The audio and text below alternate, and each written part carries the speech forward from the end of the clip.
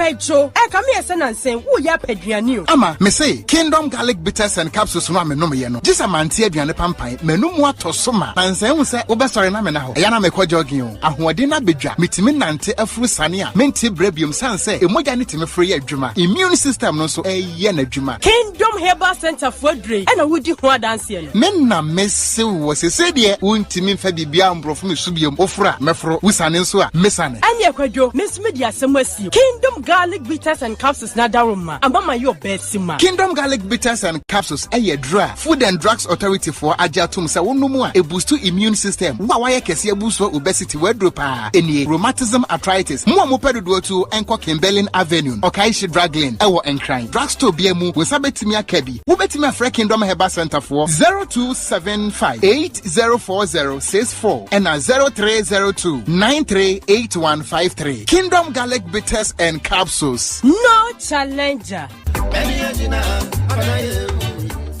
Ajwa, na dentina no pa waye ko say.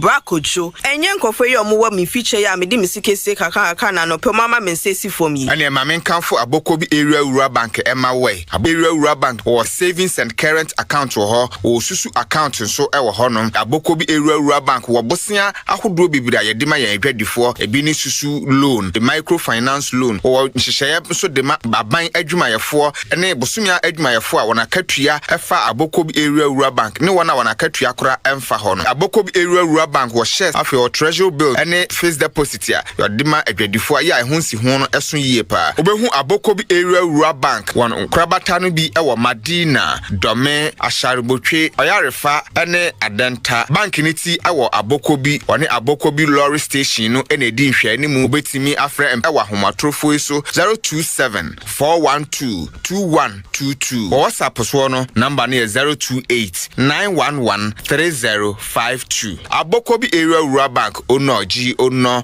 Seven range of products unam boafo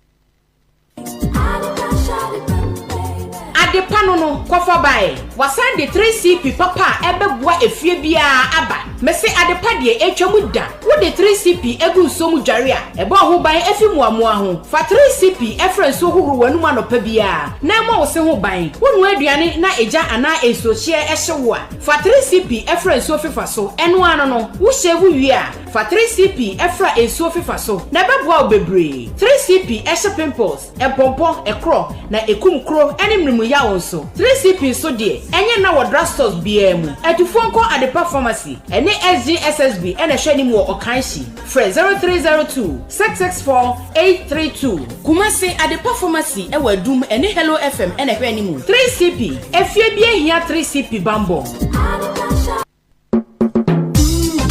shaping the nation 107.1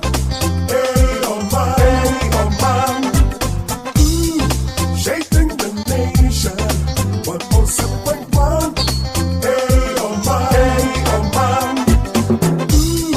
shaping the nation 107.1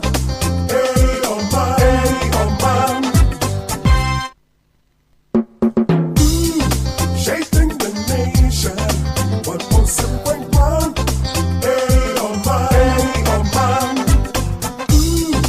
shaping the nation 107.1 shaping the nation 107.1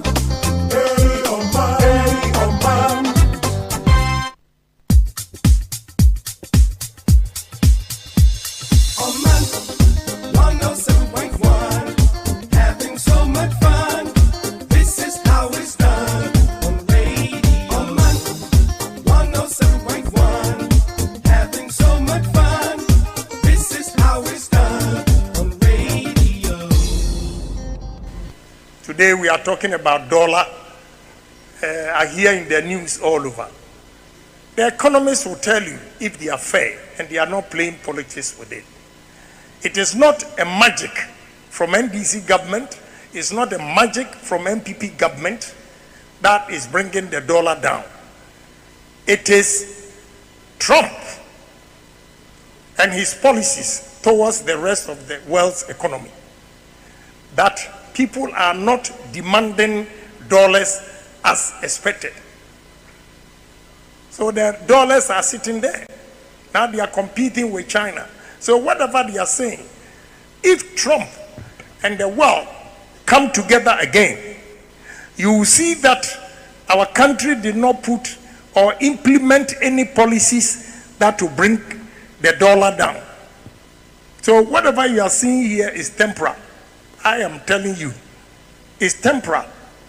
It is not any economic gurus in this country that is causing the cedi to appreciate and the dollar to depreciate. It is the wealth market that they are not demanding the dollars as much as they used to. That is why there's no competition and supply of dollar is exceeding the demand. As simple as that. These are basic economics principles. So we have to be careful with what they are saying about interest rates and all those things. It's not magic.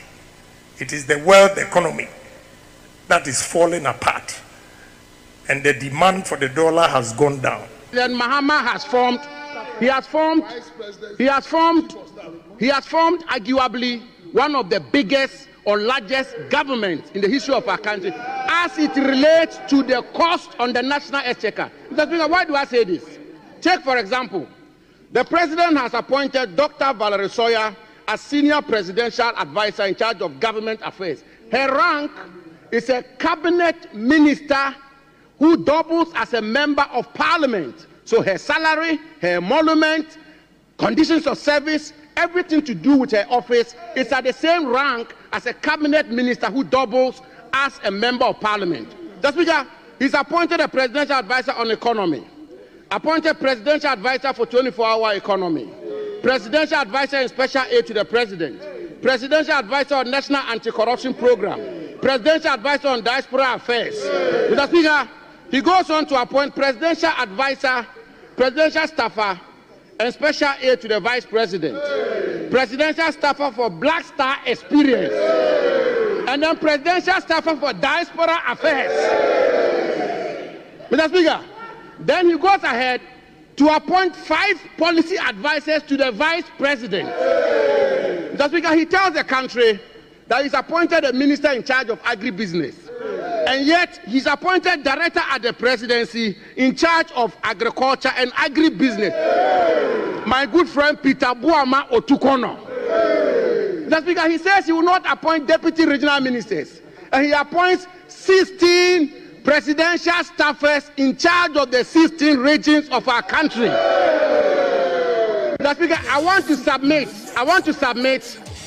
submit that these presidential staffers in charge of the 16 regions of our country, in essence, as it relates to the cost on the national exchequer, are in fact, indeed, and in substance, deputy ministers of state.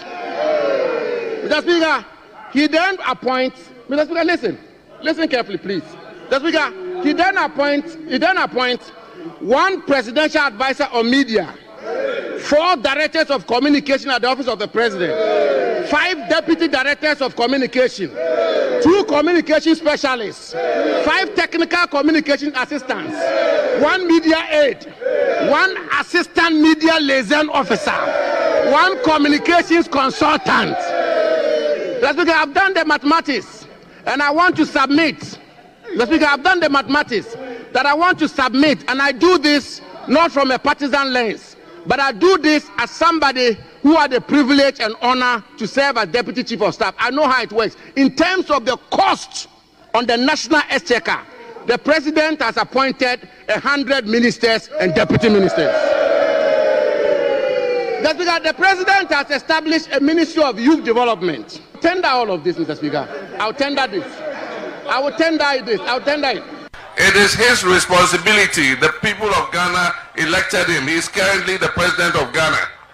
And it is his responsibility to deal with Galamsey now. I know that after 7 January 2025, when Ghanaians have voted for me, I will take that responsibility and we will sort out illegal mining. It is his responsibility. The people of Ghana elected him. He is currently the president of Ghana. And it is his responsibility to deal with Galamsey now. I know that after 7 January 2025, when Ghanaians have voted for me, I will take that responsibility and we will sort out illegal mining. Yeah. Follow to one say, Dear Yenino, you who see me, the one also you who say, well, it's a big paradox. The Yenino, you who say you need me, whether you need the one also dear, you ensure in any jump and toes. And see a person, ensure chronos, you are good for you. A big part of the whole side. 2. So many say no, I can normally know. I prepare for. It's a for. 4th a set of the realm. And then get you bois. So only guide it or mine. Send a woman, it be secret me. Umay and the young. If you are a full partisan, I never come and meet you or mine when I say. Some party cry, party, and we are fitted no, ABN. Mutijina, because a baby of a commercial Yamifan crazy. Na Ken, I was studio. Now, so can Bashoka or Yana Ratuha was who my men come from the studio or say, I'm your quay, Wamanakasa or Casa will be full. San attitude, a binio may Chichewa for one PV and some powerful writers. Where are they? They're not there. 3. So, per se, it will go many years. I know independent candidate can win. Or a party, it will be. But if you cannot manage your party, then you cannot manage a government. If you don't be a woman to manage your party, you know, woman to manage your government. And I want to manage your government as well. You cannot manage a country.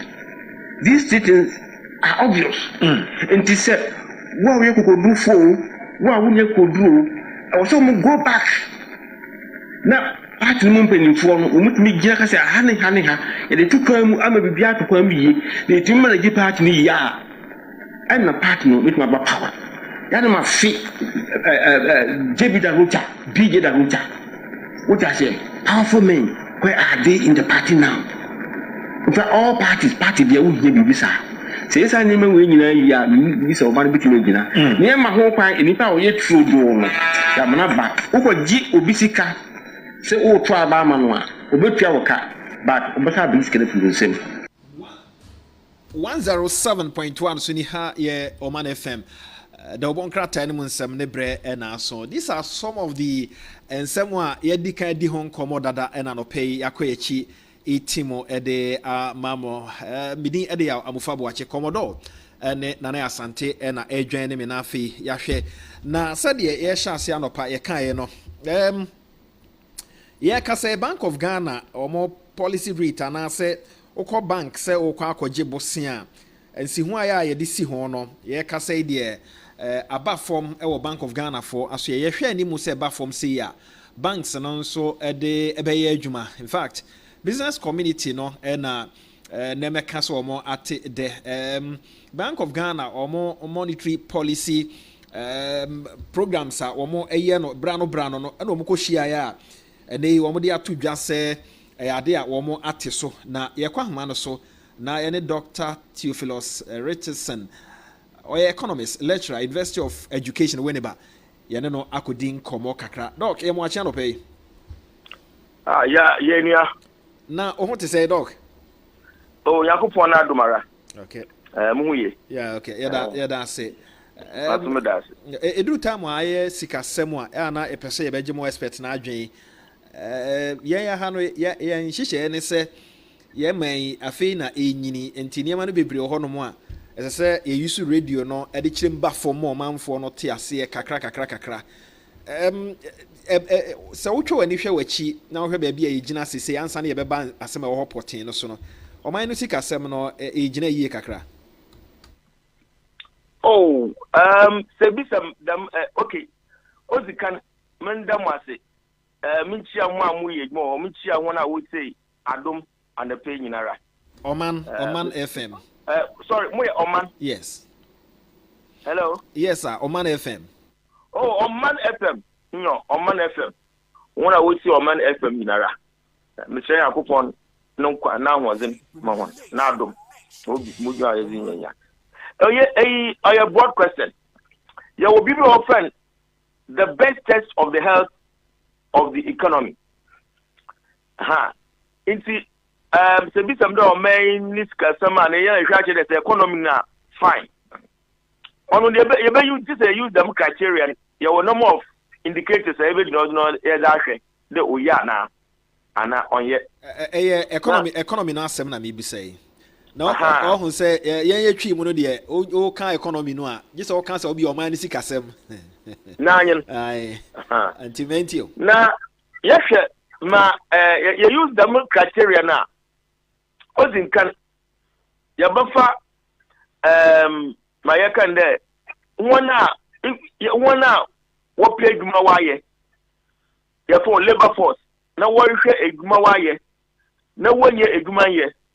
Oya as a friend unemployment. Oya advocacy wo omaimu. Oya distress.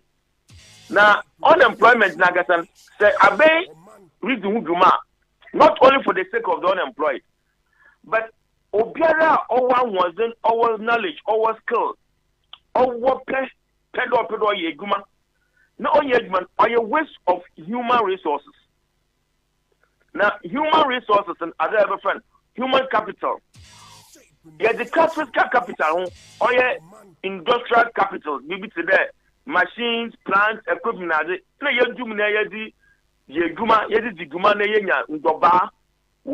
goods and services. It's in your property or menu, no one yet man ya. No, yaziba or man. In the urban informal sector. One way you go, I want to or question it. My friend, unemployment. Even this guy's unemployment. You could rural areas or hope this guy's unemployment. Either way, you must do one yegma. I don't say inflation once my reason. Inflation. I am repeat you're confused in the maybe rise or fall in prices with rise or fall in inflation. Inflation, generalized price rises. There's rise or increase in prices throughout the economy over a period of time, usually 1 year. You see, say this rate of inflation. Ghana, October, September. So last year September, but 2025 September. That's the rate of inflation. No friend, I very 21%. Or tell you, in the goods and services if you be yes, boy, bra. No one are consumed by 21%. Or tell you, say into if it's 100 cities, it be the basket of goods and services. Since you are in young friend, why 21 cities? It's open the mouth, it's the kitchen. No one also, I often purchasing for an aquaform. It's about the value of the currency and the cost of living. There may be a couple more on what determine standard of living. Indeed, the inflation will no more saying there. Consumer spending in real consumer spending in real terms, all perform standard of living, all perform. Ultimately, the poverty is about. And see, inflation casipino also on yet. Not only for households, but even firms, will make investment decisions with confidence, into the future, into Onyazi Papa. And some if you have BBC in there, about GDP, the value of goods and services are produced or menu. Also, one of the indicators.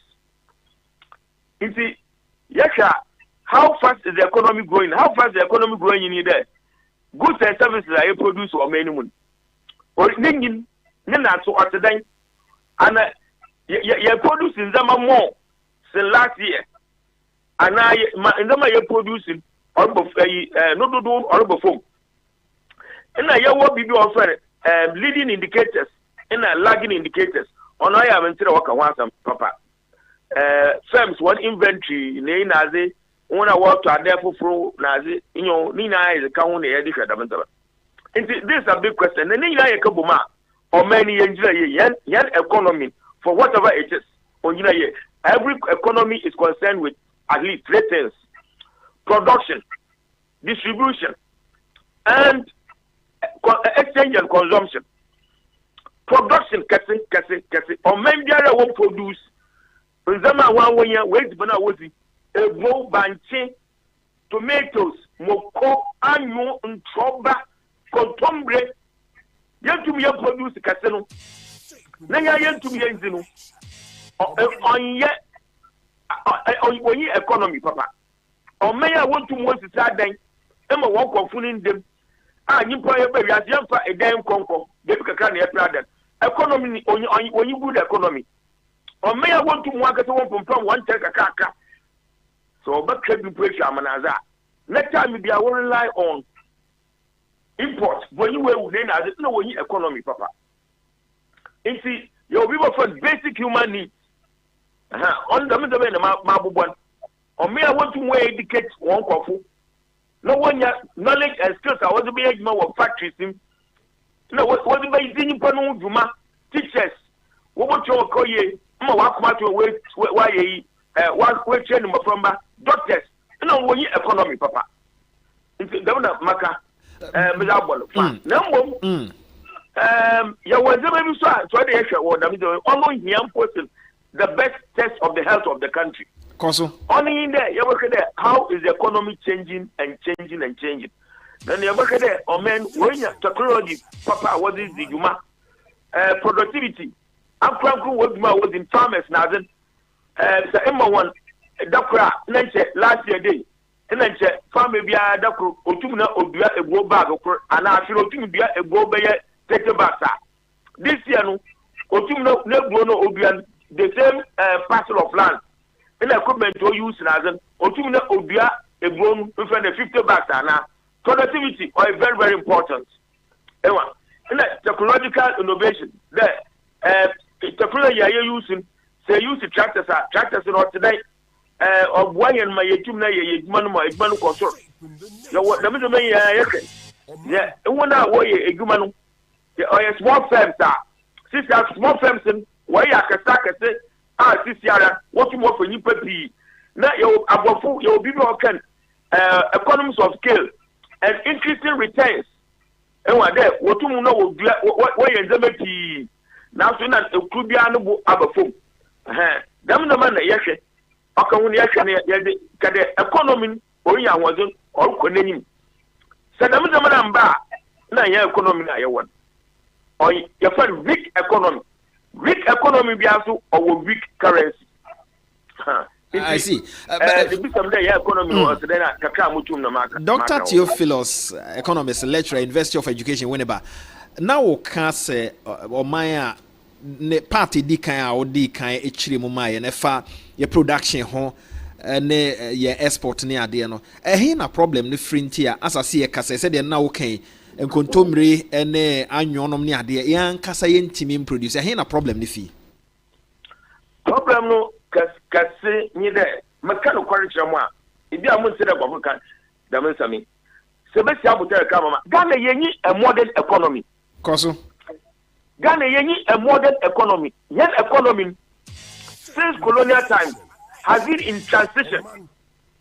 Has been in transition from a purely traditional economy to a modern economy.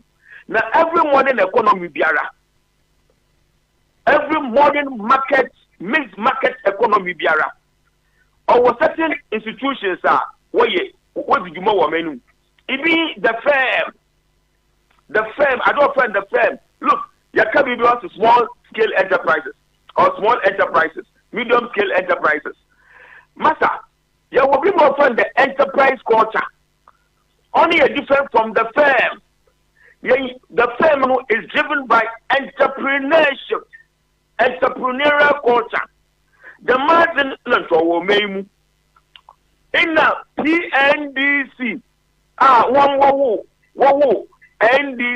NDC never papi NDC. What say them entrepreneurial culture now will make in Kakada Ghana in Biara, Naro one factory. Today BA Mensa. Or International Tobacco Limited, one way a formal export. Now, when he Pioneer Tobacco Company, when he will compete on the local market, a were exporting Wogun Edmanu in 1988.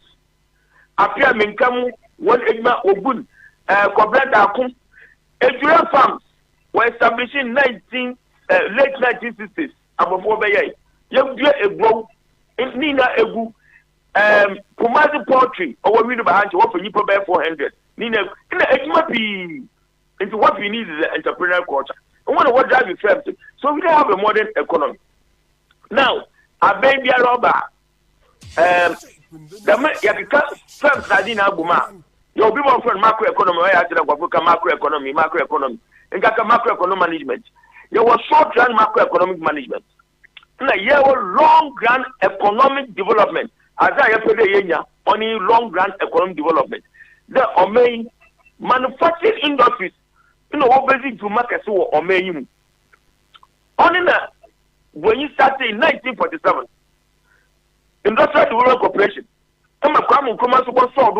between 1966 February 1962 and February 1966 only 53 industries or firms, 53 plants or establishments are working factories. And then so ya bad okra abebi obebia obosodo. Buzi anabe wosodo. Achampon was the big general kutu achampon. AFS for veteran. One is here or the PNDC bay or down Wabatron Wabon. Achampon the P Kahu my eco not industrial area Kaneshi Nina in a factories P eco Takradia. Yani Yenbia, Yadi, friend, Ali, plywood, and I know the Kahu, at some point, or you see Ghana Export Promotion Council on Otway. Now, where you knock down furniture, Dina Yaba Export, or your irrigation, or Maywa, Tono, Via, Dawinya, or Trepo, Nina, the boost agricultural production will send or main Biara into na in feed Unkofuno, into na in your industry. The one. It's I've been there. You can tell them to me often there.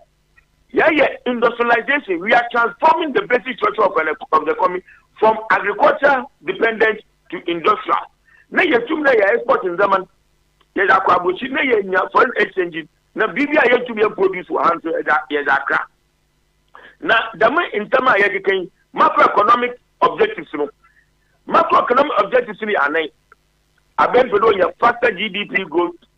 I bet on your low and stable rate of inflation. I bet on your low and stable rate of unemployment. I achieve a favorable balance of payments and exchange rate position. Only yet, as it be a friend, I bet on your aim, both in the short run and the long run. Now, there are certain variables to be a friend, intermediate variable. I bet you have of control. There are intermediate variables, it be interest rates. Money supply of money, taxes, government expenditure, and exchange rates. These are all intermediate variables. The ultimate variables are only the GDP or economic growth and unemployment. If you focus on short-run macroeconomic management, IMF will increase interest rates. Back of Ghana will reduce interest rates. Today, man, than I do. Now, inflation target. We are wasting our time. What these are variables every government will want to control. Our focus should be on the long-run economic transformation of this country, which involves the transformation of agriculture and transformation of industry. But Doc, now they are okay now. We can say about driver or entrepreneur. Now, your entrepreneurs were Ghana how since 1992 a bar for republic mo. Omajuma nenso any and say government policies in MWA. But so entrepreneur, and I'm going to be about enterprise culture. Cause entrepreneurship. Into entrepreneur, as you call economists, there's a distinguished entrepreneur. You know, why you more your profit, but Obia. People of innovation of a technology, a new product, and now the new process. The the same thing, the same product. For food, no other. Limited Dyson, or vacuum cleaner. Vacuum cleaner was the clean carpet today, or the new technology, no other way. Number as well as yes, it didn't want to them American, but. Since the 1980s, PNDC band, why shut them entrepreneurs, friend, and wasn't washa one coin do obedi wo adwuma o send there why crazy military authoritarian regime no na what power no nti wo fi de obia ebenya sika no ebotum na a translate words into power into one more coin na we gbe no nkodo na mfanyipa on the count wo bu eduma pi wo memu. Tell me now, how many Ghanaians own factories in Ghana and even medium firms? Your fund firms, how many Ghanaians own small firms or medium firms in this country? Why employ Nkofu? At least between 2 and Ibia 10 or 11 or 20. How many Ghanaians? Why shirt, singlet, boxer shorts. In the 1970s, na ya wo mamu bi ya shoot wa Ghana but Leonard ya wo Chandirams Taylor and Chandirams why ya shirt why ya sporting book abuchi how many na ya wa ha sisara wo jijuma ama wo from kofu wegmum na ya wo apart from State Fishing Corporation ya wo Atok Fisheries Makwadi Fisheries Ocean Fisheries PNDC Oguni Nara. Ewa, how many airlines? Yeah, airlines Ghana Airways, what politicians want to hear? About 350 state-owned enterprises. So, if you want to want to make impact, or there to have one year, Mama scholars, what we from safety cry industries in one corner. If you are with fundamental problems, it has just now some of the industries, no, are viable. You're better than they are done. We say, I'm end up. Oguni na, I'm a worker, woman. When young wasn't, no way demonstration in Siawan, IMF, World Bank, or share stabilization in the structural adjustment policies now obey. What you do in them interest rate to cost in them be say what's workers in our being what also where retrenchment, what declare being redundant, where retrenchment, then as where you go through BAC, it must be a TUC one was in before. Now, a better oil military government to clamp down on union activism. Mama, you agree to work with them over a long period of time.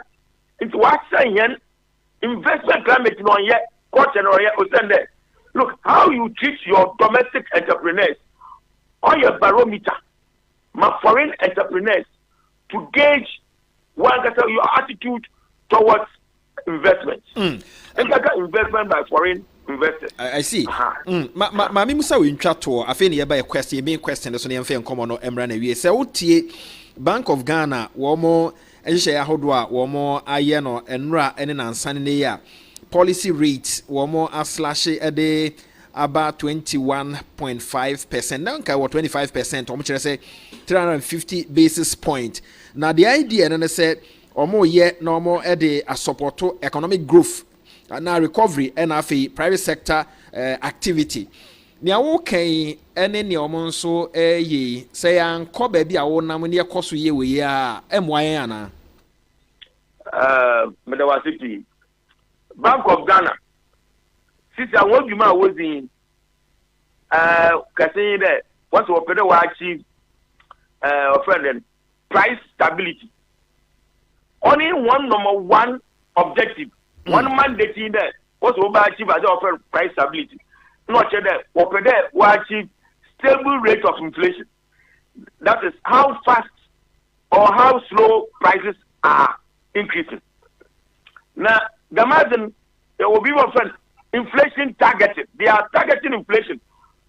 Now, inflation targeting developed countries now today, Canada, Australia, New Zealand, United Kingdom, United States of America. Them America targeting now was it them inflation targeting was the base. Also the market inflation on years paper or erode the purchasing power of every country's currency. On mama investors who when your confidence now on first set prices, wages and make investment decisions in the long term. In fact, now as somebody you say young on the Bank of Ghana inflation target in either way and or else what do we see production do because around 1969, the Bank of Ghana one mandate in the Omanfm to promote economic growth and development by promoting investment. Look, when you set interest rate or set interest rate there, entrepreneurs will borrow from the banks for long-term investment, not to target inflation.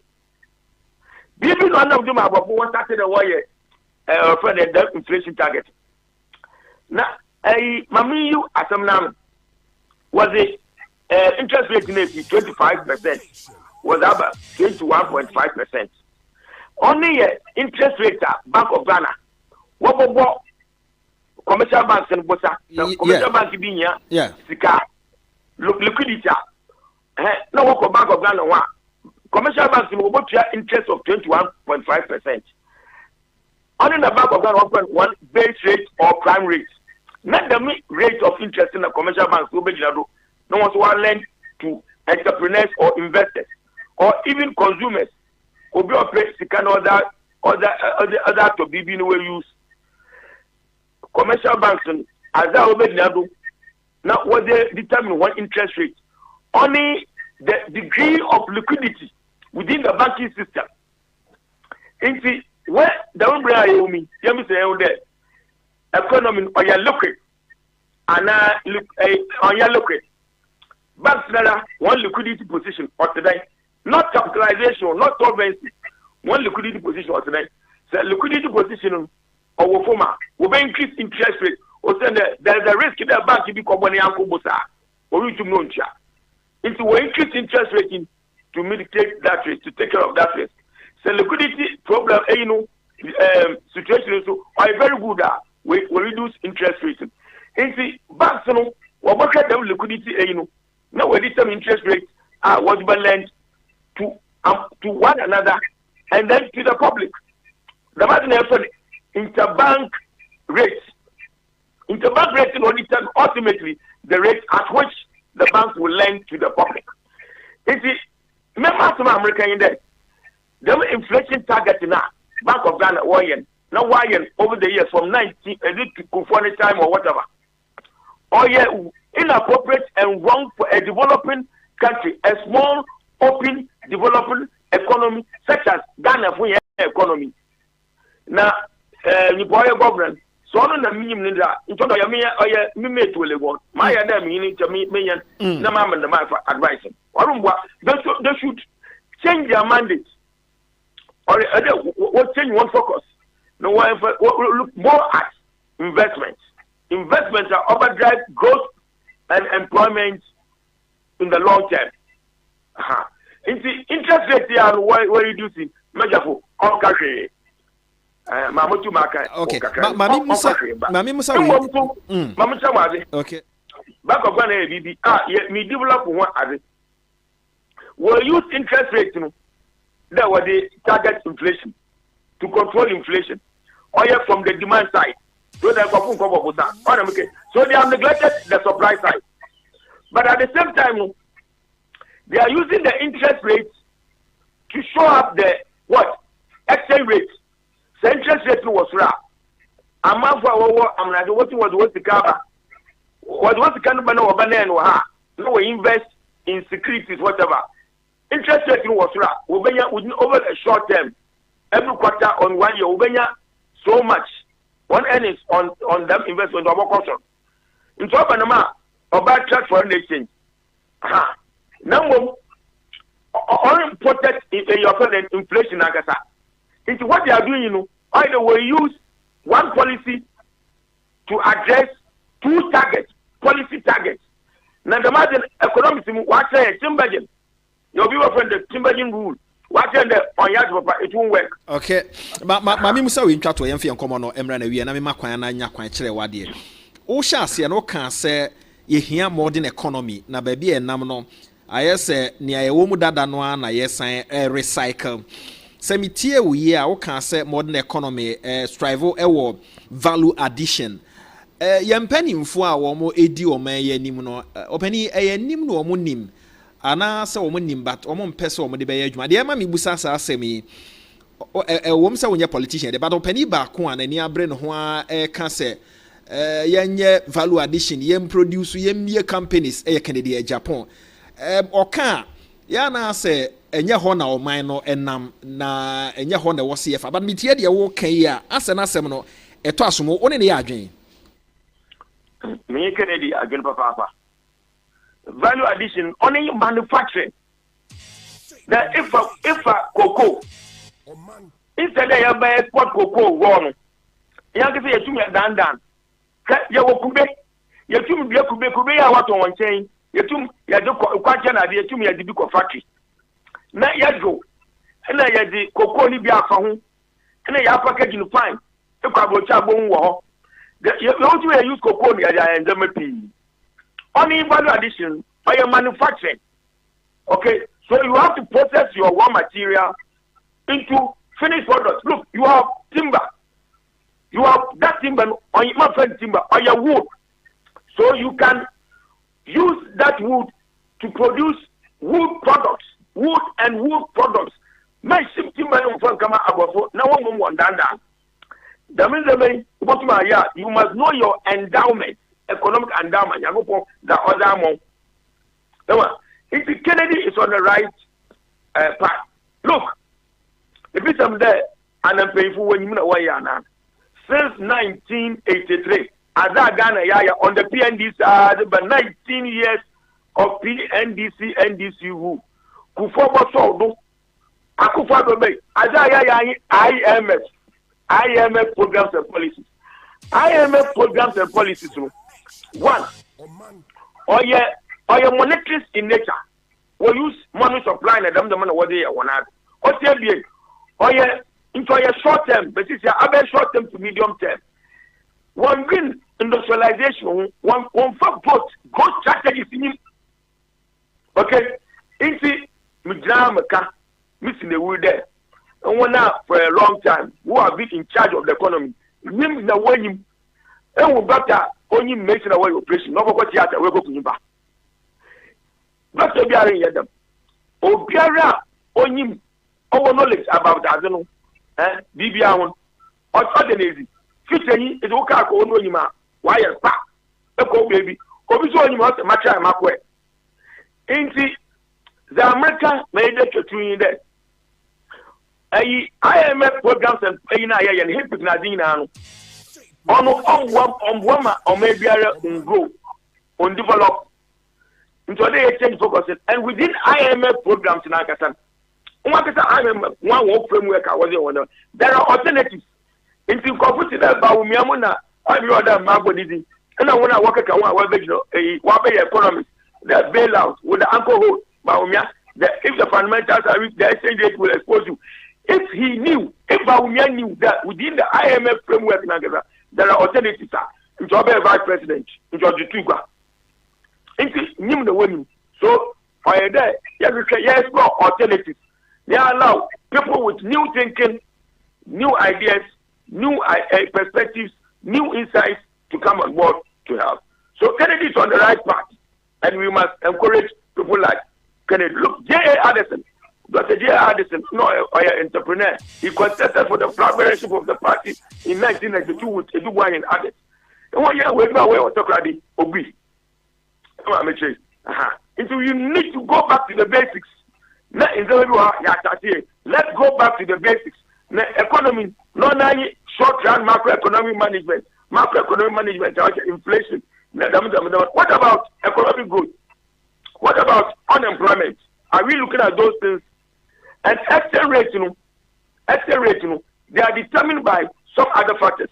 But we need to bank endowment, fundamentals.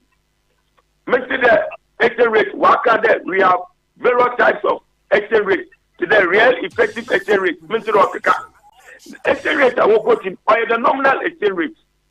But your other types, in fact, we have fundamental equilibrium exchange rates. And as well determine exchange rate, the fundamentals on a to break. Only can fetch out right. Your production possibilities.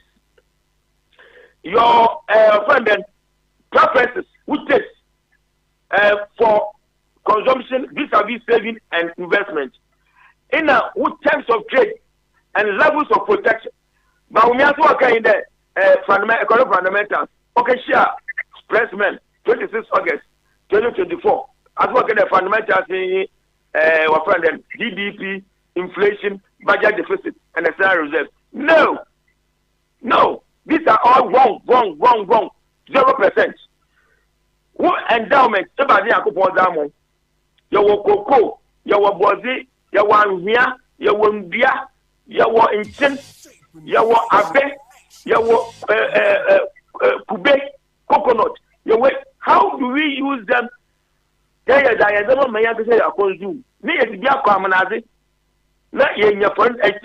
will determine your exchange rate, and especially the real effective exchange rate. You see, you call Doc, my no, I say, actually, Besaba. Yo, Massimo Damasi, which I want to wait to me now. Oh, when you so Ejo, so Dr. Theophilus Richardson, a economist, lecturer, University of Education, Winneba, and Yakoni no Dean Command 107.1 Suniha, ye Omanfm, na Minian Martin Senche, near the Common Shas. This man is speaking my mind, and he speaks the language of Lord J.M. Keynes, the English economist and a philosopher. He certainly is in line with Ken Ohene a Japan. Sylvester Sari and Eddie way by. Or Sylvester Sari say me opening na meeting no pa utie no a baby ano nam no na me hunu say ope o man yi san say aman penimfo a o ma ba no nyina ka say we need to produce but from 1992 ba yeah agency be call multi-party democracy. Na mu aba 1993 Emma Rollins ebedi Ghana so eba nyina no your level of production a dey ba no e wo form sometimes ya na memlemu ye mpanimfo na o ma background sense so wo hwe ba bia na o man ne wo ene kwa betumi afa so ama o fundamentals wetumi a raising ansa na wo de blocks ne ade na siso a de na o mu betumi aye de aboa sense. You see 1993 airban na rule of law and sheda any fapim sa ya ba ya nimu still akra no ho akohia se ye tighten niema hodo bi e ne ya ka say His Excellency the President John Dramani Mahama ba ye Chief Justice or say ogina constitution no so yes esa na tie constitution no loopholes wo mu kakra wo see etimi tighten nyina ba bia ya du sese no ye tighten sa miaya hodo yi no na wo se hwe se ebenya obi a oye entrepreneur ono nso believe se ba bia ye duro no ye hia modern economy se be ya ye production level no betumi akosoro na ye niam hodo anyankopon de ache ye raw material no so ye betumi add value na no ene be uplift ye e de yen akọ a level a we ase nyina hwe se Ghana betumi akọ se ba bia enam no ha adwen ne ye besre ono me ekoto aba ne se utie nipa a wonom enim amanyo omonim enhyehyeye na wankasa nso kra wo hwe ba bia e nam yi a sesei mabunu dodo no ani adwumayo na hwan na eda na koma so se obepeso obebie nnwuma dodo no ama omanfo enya biaye Kennedy Ohene Japan enti ye koye nim no yemfa motions ntonche yemfa interest personal interest ahodo nyina no ntonche na yehu se enya kura no a ente se ade ache na oba ana onua ana wadamfo wasori no akra se okọ adwuma na the only person a wayi ne ho adi ayi ne ho akere se obeboa mabunu dodo no atumi enya adwuma yo no eye owura Kennedy Ohene Japan. The man really spoke the truth and he has Ghana at heart. God bless him. Manase apia kubi ena edi way by Manase that's it. Nana asante bo akwaba. Yeah, Boko die. Onyame waye mekese. Okay, Prince akwaba. Mejo so boss. Boko die. Adom ni ahwe. Ma microphone no emra wanim kakra se be ya omre papa. Anope de edamo ase. Sanso so na minua akwaba. Yo, mejo so. Boko de won so ma microphone no emel. Nyame hu ye mobo. Okay, that's it. Actually ye hon komo no ebeba. Na Prince ma me ensha se wo so. Mutie nkomo a ye die as young man. E de na wafa wo. Medas na machia eye etiefo a etie Oman 107.1 nyina. Kakra mafa wo me betina ha nyina eye enwuma asema na lecture na say the political analyst and as economist or University of Education we need ba eka ho asem no na no kre wo mu pa ne say say I'm a university student, me a fresh graduate. 3 days and I'm in University of Ghana. And so the question is that is a parents a school and then or the boy. I mean Obia be person or the Babeko school now at the end of the day no school when you're human. But what is the probability say a human menya because me bar school level 100 or more me bet 2 or more level 400 and no more school and about 99% etifie a omunya adwuma nyeye eno nti no de be na kire se menya adwuma aye eno nti no in the conversation as far as employment opportunities are concerned no I think that what the economist said that we need people who can create more job opportunities for our youth eno I was say as a country yehwe na yedi eho adwuma because ohwe man mu ha say employment the moment you bet me I employ nipa bebre okroma say no me gidi say bibia ebeye kama okroma say because inflation no revenue asema ye can exchange rate ni nyina boils down to job opportunities say adwuma wo oman mu a I think that all these things wouldn't be a challenge one of the factors is moving inflation and then all other factors within our economy demand and supply what Chroma say you need people who can produce and until say oh my Ghana it's me producing normal be na say the demand is very high of which we are also supplying to other countries. I believe that oh my no ebe fan into my prefer enti ni amefa wo mu ye say I mean at this point we need somebody who can create more job opportunities. I mean send na work no we should put our emotions aside. We should put everything aside. I mean the people that are going to vote MBB presidential primaries I think that they should take the issues concerning the youth at heart. Omonhwe yene mabuna ye ba no na omunyina so enkoto aba because ene obi a okoto aba ne bibia se woni ba wo nua se woni nua wo busuani a se be wako school a wo se wonya adwuma ye na adwuma bie nso kra de enye obi a wako school nko a because you were indirect and indirect jobs are obi bie nyuma ebebo anti no megidi se honorable Ken Ohene Japan e was ye man kwan na odi oman so Prince Medase na asante mami nti o kakra ye shall say what policy retail Bank of Ghana for omo reduce no they about 21.5% nanka e 25% which is about 350 basis point no more reduce no when you shall see the free then you get in touch with an economist say o me explaining trade and the explanation no dey catch say we no nyina no tete asem na ye ka ba bi asese o man na du no say enya modern economy strive production ho na yen produce nyuma kura na wo ho no no ye ni ba ho so na rollins abegu sa nyuma ni nyina apia mi nka no ne sa nyuma ni nyina wagu no enti akoye say da bia na yekoye ni mu ana ya ba echi yekoye ni mu ana ya ba echi ono hu ni say Bank of Ghana for a target stability of CD and inflation na no emfa ye nko ba bia because one producer ade echi a wo ye the inflation any CD no ebesan asesa no but mame nko ama no so na ye nko business community for no ye ne ora David Amoatia oye tag president traders advocacy group on president eni nkomo na fi yensan emra studio menu emo acha no pay na mejezo na ohoye na me adoma ho de ho zambo zo mo ye hoye ya da say menim say Bank of Ghana for one policy rate they aba from edema commercial banks no moati we dey say as a model from 25% to 21.5%. It's about 350 basis point normal reduce yeah. Ghana for before and could be a shop or being a so into the I can not get I mean, if I need to be out so about for more. The Bobo interest rate is about for months. Nanka a temper. Now you only say, if you are corner about 21, what you compare about 21 and you know what happened last Tuesday. The Nipa Bakoni might be by no facility. I'm in the call of bank store. Or no crown, or any part of the mood. Bank no be here na customer almost bomb Modiamano. 22-23%. And I come on to see it. It is a Yakon to Quadrin at the Africa continental free trade area back for mine.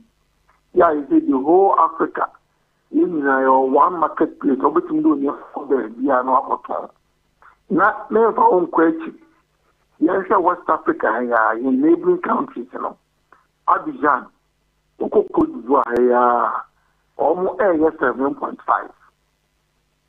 Nigeria, 17. Now, over Ghana, now Kojibustia, now 22%. 22% no crano, and yes, will be out of Kubiao, Yamian for bank and rooms or only prestigious customers, or many form or more problem, and over DJ. Look at the amount 22%. Right from the word go, no crano. One Uganda did you are at a disadvantage because the cost of doing business, that was so. So, in as much as a governor born home or the Omanfm, and that was so. It is a better say, almost a customer from not the head of banking supervision to a bit creative form, not the coach in the jail coach to check a car. Now, you see, the young make us say, I buy my phone. Say your phone money are more KPI. Can you keep move? Because they are money key performance index.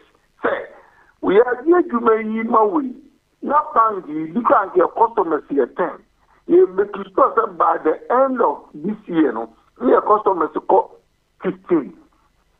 If we are here to make my way, not interest rate, maybe a minimum, making sure say 2-3 years, say na eba, say I never saw, Ubia the Juma. Onyan a long cruiser, now onyan an apartment with you, and no. Say your costume yesterday now. You're in a Bob Boami who's a taxpayer's money now. You need cheer or mocha, you need cheer for comfort. About comfort and cheap. Comfortability is so cheap. And now, Obi, and then, Oma Muslim will be, or Tinakumium take as a TV channel. No, summer. Your Pampa delivery guy, on Pamano. Your first Ganama delivery guy, on Pamano. Delivery guy, or the coin, you or this car. So if we are paying for your comfort, so they are over to me again now, what you do more Mangana. Also, so Bomot, and I just said to my Dano. Now, the business is a walk on the gym now to during my tenure, it's me to my Dano at the Black economy. It is a so. Maybe to them letter. I deserve it. Martin said, maybe Tio said, okay, in neighboring countries, the Ivory Coast, yes, 7. A banner, sir, more than I'm more compete a Bansamoko Jaswa. Ocean Ghana, about my member, my only example. Family Department and a start here, Juma 2008. Oh, China, no. Because me in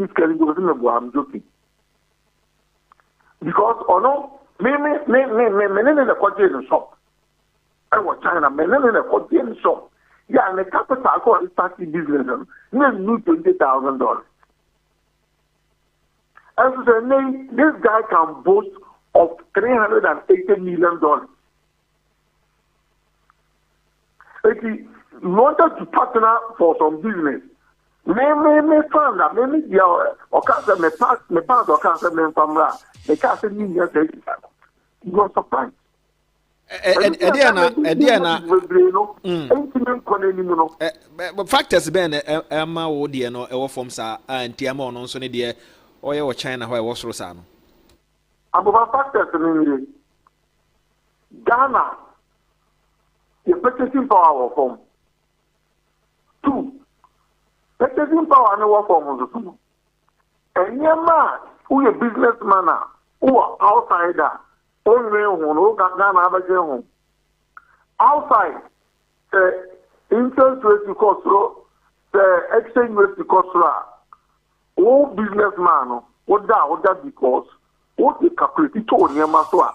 If you find out over the educational level, not ever so because obetumi calculate mu say na obetumi average mu say oh exchange rate cost the interest rate cost the taxes cost you know definitely for quoted on the one cost na Ghana hay imagine say proud to COVID maybe over fake out the support your mama or money at 3,500 COVID in Korea could do 17,000.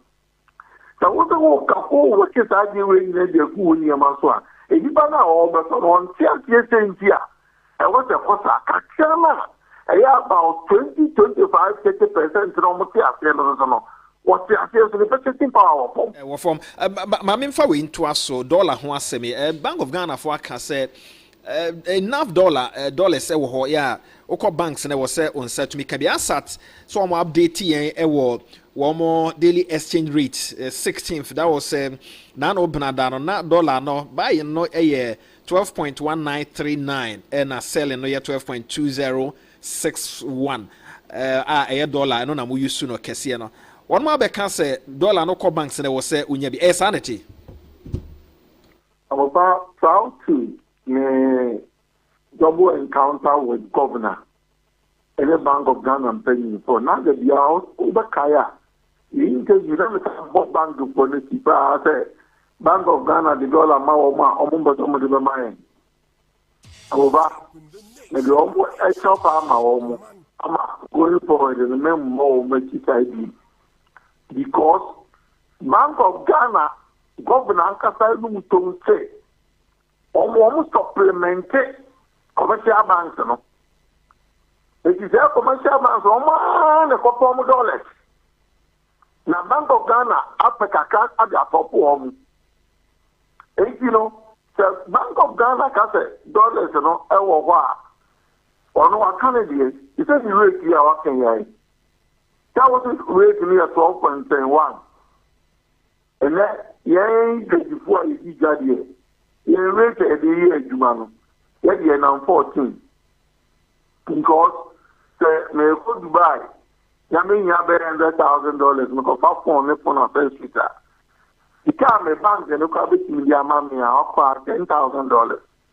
If you have a contract, if you are 13.8, forex and other black marketer. The banner may have a calculation in that form in your man. Who is the mean to me here 12.1? You know, yes, governor the waka, governor will be rich, but the rare dollar maybe in Ghana and you reach 12.1 in a Ghana for and after it get the volume. Maybe I'm Munyano say. Oh, and then answer the story 13.5. Wow, 13.5. You know, yeah, in fact 12.1 in your calculation. What is it? That's transfer.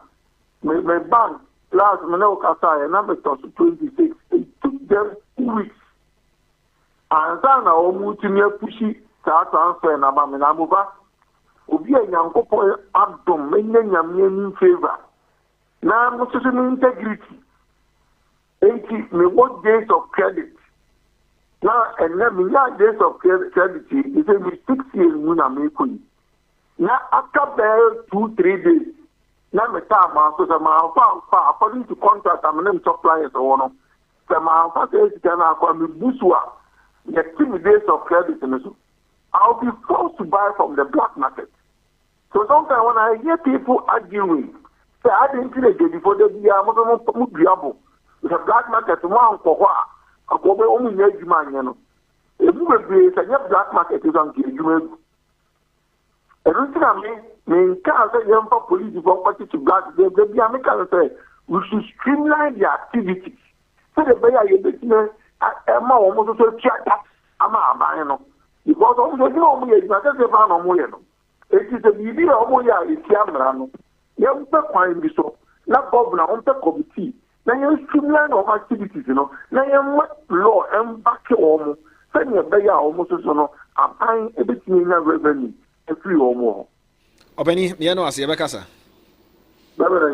Nyankopon so nka David Amoaten Traders Advocacy Group wo mo chair na ye ne no kodi nkomo no 107.1 so ni ha Omanfm na asante yebo a ne komodo wo fie ha ye de nkomo no ebre na free SHS online SHS online menua wa dikan iron road dada na say afi no ayo adwen so ben road na wonte ho asem ye tie ne say SHS no ye ka say aba online na abebo awofo papa kai na hye no nso eno an say obekọ shsonline.edu.gh eho ena ye omo a website shsonline.edu.gh na oni omo adi nkomo ni eyetietia awofo ntie no omo hye no nso ye mai eba se omo afri omatena fia no bekọ SHS awofo dodo no a edwene ho se ye na de ekra na me ye fi se kan free SHS na yinim no asesa ene yi gi se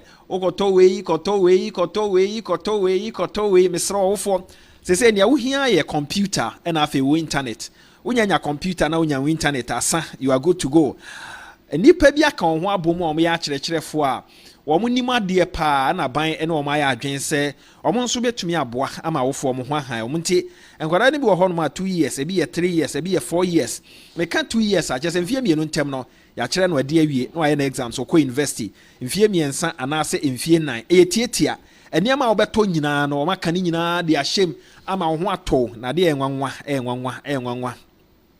sa wutie sika o mogie no a eye kitwa bi sika kakra bi na o mogie nti frɛ 0599 0599 022998 0599 022998 0599 022998 opeso ye remedial classes nso a obetumi adwane wo 0599 022998 na oni wo adi enkomo na ne asante yes sir okay you be kuya nim so ho but answer na no the luckiest for phone na dial *712# na follow instructions no first option na ye one kasa opeso ye mo bi nso a eno ye second option na follow instruction na kakra be hu answer konkran na o phone wa su na chese wo dem the lucky everywhere Shannon so *712# na wa follow instruction na chese bibia ye kama se wo pesika e de aye adwuma aboko bi area rural bank e na e wo se okọ Shannon so fama me wo mo sika wo hono mo a wo mo e de ema wo manfo aboko bi area rural bank one mo numbers no obetumi afre sikasem bi a akire wadwen ya wo pe no mesrɛ frɛ 0577 675 168 0577 675 168 na any aboko bi area rural bank for penny for so any common na asante wona na obekasa ma yanku anim from Bank of Ghana and said where the mami board yanka ya mo fa boachi minua ade we omo keka ya ka chom say on paper it looks great. The reality on the ground, and they say it doesn't reflect in anybody's pocket and I see a lifestyle. Mube to me, I draw picture, no diagrams, me idea, but you're quite different. I'm afraid here where we school, or beka or more a school many jumano. That is the reality. Aden and a ye will be a ye or continue figures, and they said the Bank of Ghana a reflect our more lifestyle, dear, and there is this quote that will be attributed to Nkrumah. Say, never in our life we need great thinkers and doers of great deeds. And very assume say you be move from that paper thing to reality. Say, BBC now we need to change the way we do things. O share economics omo ikan nyina e say nipa na war power obetumi apurchase bibi na opurchase ade na oto ade na nipa no so betumi akọ production line no mo so aye ade foforo it means say supply demand we to we kofa we fia we koye we na ye de aye but ye de no uba kromu ade a wo hu pa ye kroma buy and sell. So ye be shops in Kwan. And Adam Smith said in the Wealth of a Nation book, and he said, country be our building economy on just Sanyamano, you are bound to have problems. Because your production line, and I said, baby, ye be produce nneɛma no any ho. But thankfully we have the land. We've been blessed with everything under the sun. I see it to be successful. So what is the problem? For me, maybe all no more. We don't carry the people along with us. About policies near adia ma. Ebia mo be kwabonti, mo be mo research, mo survey ni sa no. But we've been doing this over and over again.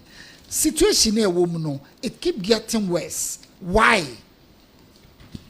Adena enyuma enikroma enkrofo ebeye. And that has been the call of Honorable Kennedy Japan. Say, you know what?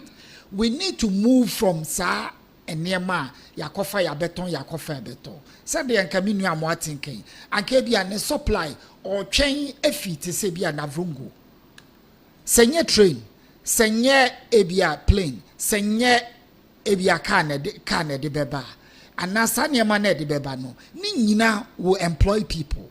But here is a situation ono kwakofa wo baby, and he has to change money in order to pay for that goods. Sika no enye ahade obedient. When there is so much pressure on that sikana, definitely ebekosoro.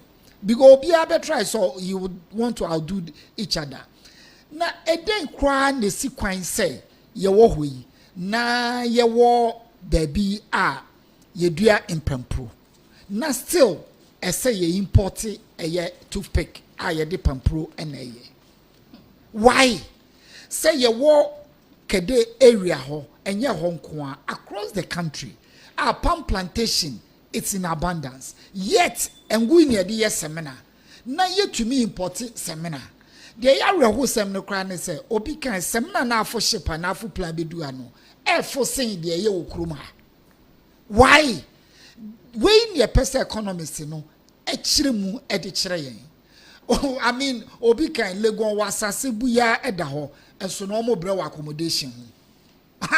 Obi enim say once an intake ne kosoro no there say we be see more ayi say den no munye sika ensi na age bia private person kusi na ne bo no ekosoro. These are basic questions say ye bisa ye ho na ye no ye. I think said one of the problems here one say ye bedwin because JB Dankwaka of all the exercises the most difficult one is thinking. Say ye bet na se ne bisa say ye ankasa what is wrong with us. Ebio obi ho no ma true means bi no sika no anse yamoa and egu ho and egu ebia na fia na so say bank and no hwe ne say photo album. Economics to be the analogy be to ho. Also obi ko hotel bi and no deposit $100 say up accommodation. Or de to ho no na also okokruma ba. Okoi pe na hotel manager no so fine. Ya mofa boachi ode bode ani ade efi agogo breno no ontu aneka no de kotu aneka ya mofa so farm laborers no ontu omoka no no so di sika no eti omoka labor no so se oba hotel owner no ho beda ya ontu akenjo no so gi ya no di sika ne bre hotel owner no akwa no ko bai no o se edan no kra menya anyi bi omeko usika ne da ho no obi a odi obi aka ne etu aneka wi simple. But ye know yemfa ne sa. We think when the money is there and I'm looking at it, it is giving me money. I'm not sure, say Bill Gates, no more custom ye billionaires. When you ask them, say, Mami 100 billionaires, see one kofa cash. Only be that. Ni no, it's out there working. One, and to say, what's now, and we think, say, when we make the people poor, and only manipulate you for your political gain. But in the final analysis, no, we never quite yell because and your ma echo to say galam say no idea ban because if you are omuni bibi omuyentino, he has to live on something, which is say illegal crana. Man for survive, I have to do it. Joahome Kakra, Kingdom Herbal Center for Adaroma. Yema Kingdom Garlic Bitters Nene Capsules, Kingdom Ginseng Power Capsules, San Remi no Ebusiafo, Juma Papa, Moja no dear Frusane no Nabako Emo, Wadin Titu, Ginseng Power Capsules, and Ma, and so drew a tremendous capsules. Infections are hodo, menstrual disorder no nyina ebeko Mr. Kimberly Avenue ewo Kanshi Drug Lane 0275804064 0275804064 Kingdom the Shasi se or the garlic ye drew gun ha edikan Oma ko manim papa no me tono so egitum se obo de Nyankopon se garlic no ni hwa no akofom ewo Kingdom for the no FM ko ba bia ye ton ru anipa nom onsa ebeka di Family Drilling Company Limited for amount 4-in-1 na meka 4-in-1 wamo ebe ma borehole ewo bra o je wasase na opese ukosi dan ugu dan sie no so wo bra wo nsuo no na o ma yo plumbing works ni nyina e di amount eno pa ho adan no aduru ba bia eho behia se obenya ajanan bia no mbeba be ye biodigester e di amount o flash ya na hye na ni nyina wie mudie no o ma san yo plumbing works ni nyina e di amount I just say a 4-in-1. Here so be free company we, no free company we, na ade a de woman say, one won krabata wo Kumase, ibi won kran ha, ibi wo Koforu dua, na ibi nso ewo su hom frɛ 0244144822 0244144822 0244144822 0240333111 na ene Family Drill Company Limited for enkomodie no so entime enkoso building planner designs for emo asase kuntunsi ya eben amasaman aburi akuapem tutu akuapem obosumase akuapem wo mo nsase wo hono ma efo se wo pese wo ye drawing e fa asase ho afre wo mo pese wo sua de enso asase ho a frɛ ɛyɛ building planner designs limited Mr. Omonsa aseno ɛyɛfo enti pebito 0242 341 216 0242 341 216 0277 638 792 se numbers no wantini ya ko Facebook sisi ya yeka say reverse ye channel no konachi ya Facebook ana YouTube no na fi pick number no ewo ho wotika mu nso a anytime abedu fie no betumi akọ Facebook ye logo no yakọ srade na fi wa pick number no ewo 0242 341 216 na one building planner design for nso nkomodie no etumi akoso and this one says yeah please I spend an hour 23 minutes in a bank in Accra last week to withdraw an amount of $150 and that was even after I have angrily asked the teller to return the check to me. Kojo, Kafra, now be any day. Now, only the barrel, Kojo Fiano. Mafia, sports administrator, no. Oluwakasa. Oma Mafia. Mafia, Mafia. Yeah, who's an American? Say, Oshe Africa. Yeah.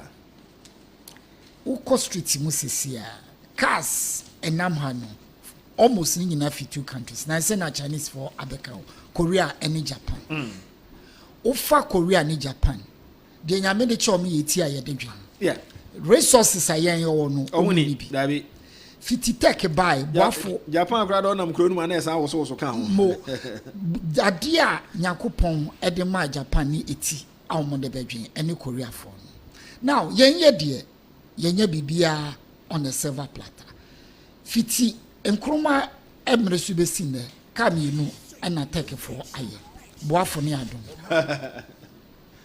boafo na adom eno kra no entumi akoba bia ba kakra no asan but anka the time no ene improve ya ka maybe anka ye bibi esronko enti se yanhwe sa ne ma no all that we are doing is say you're building Japan for omo ye rich nyina no omo economy or the cars in bro if say want to be about 70% of vehicles here drive why nyina if Japan if Korea country me no omo population Nigeria for the do so so why well and then the questions are the basic questions you me say na ma honorable and nam catch us kube hu yes yeah, the air fiber, the air car city.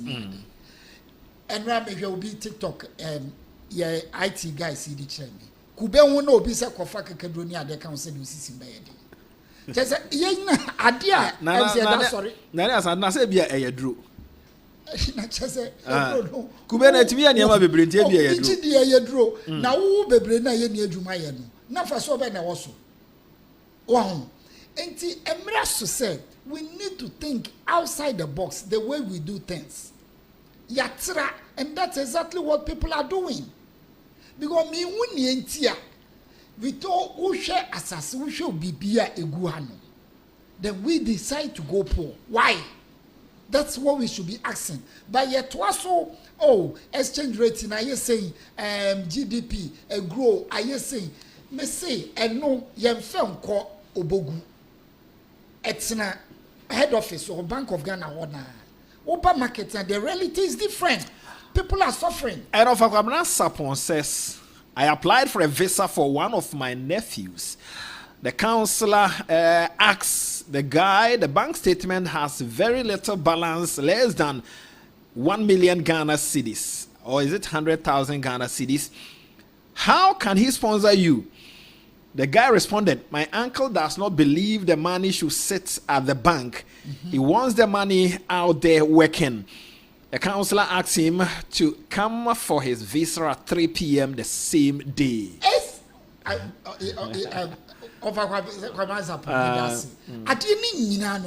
It's not about you having it there. The word is consular. Is it consular? Consular. Consular general. Consular, yeah. Good morning to you. But Brigadier General, we say, but Kantanka no and our refi. Yes. I can be born also. O kakas me no near to me aye. Kantanka ewo ho. But you're building on the oye. Nipa ba ko no so sada ye no. Right brothers na aeroplane almost so ho da ye no. And next some basa si so am ya catch them say ya ye plane and lift woman or maybe say for the way. But it happen. Obi na so sada ye no.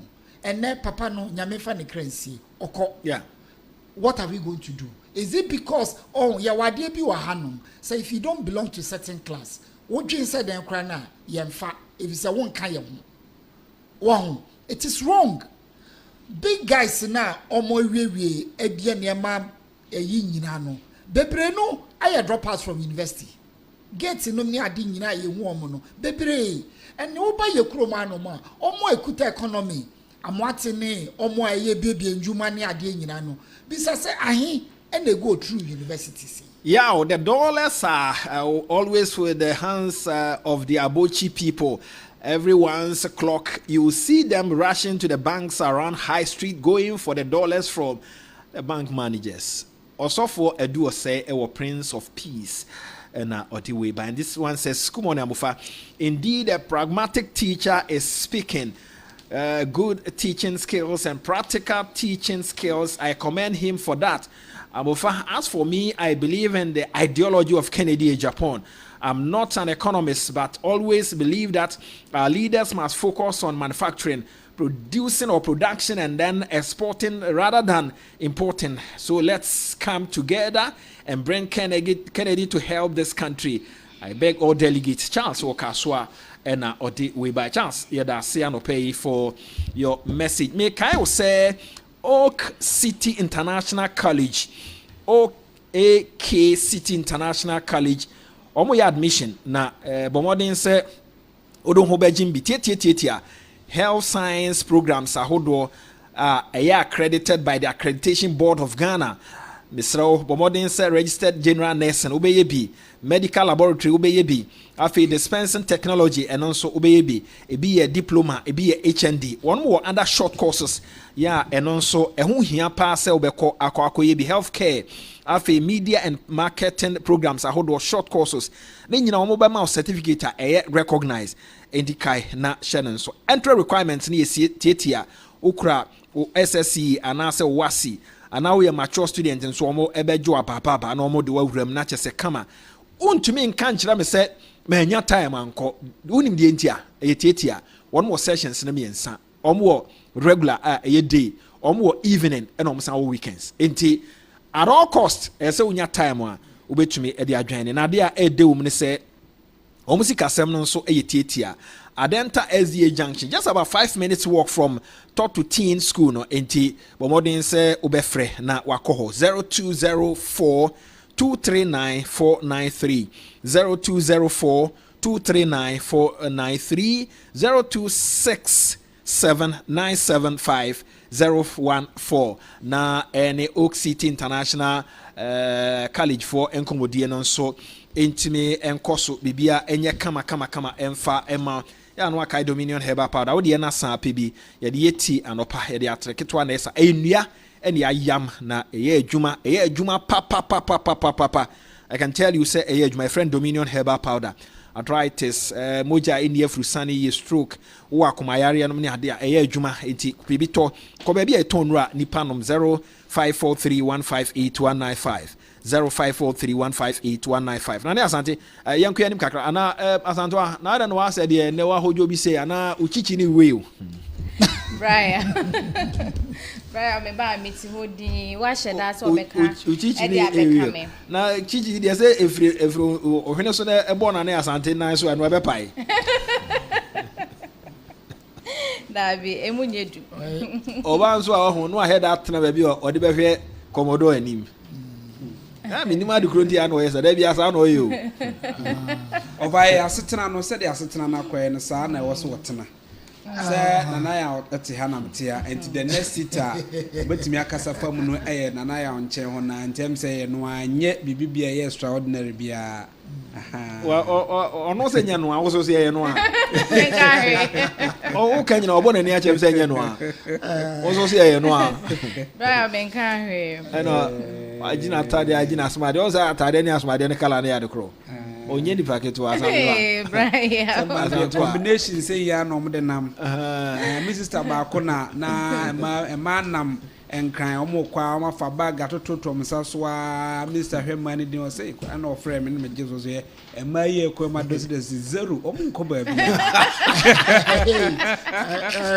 komodo hweye na feminist for the tia wa hwa bekokot omko ba bi zero o ko tia keke no asan ba fi omo zero amba omo ba bi omoko ya semo anyway asanto fa de obokrata na ba ko bra.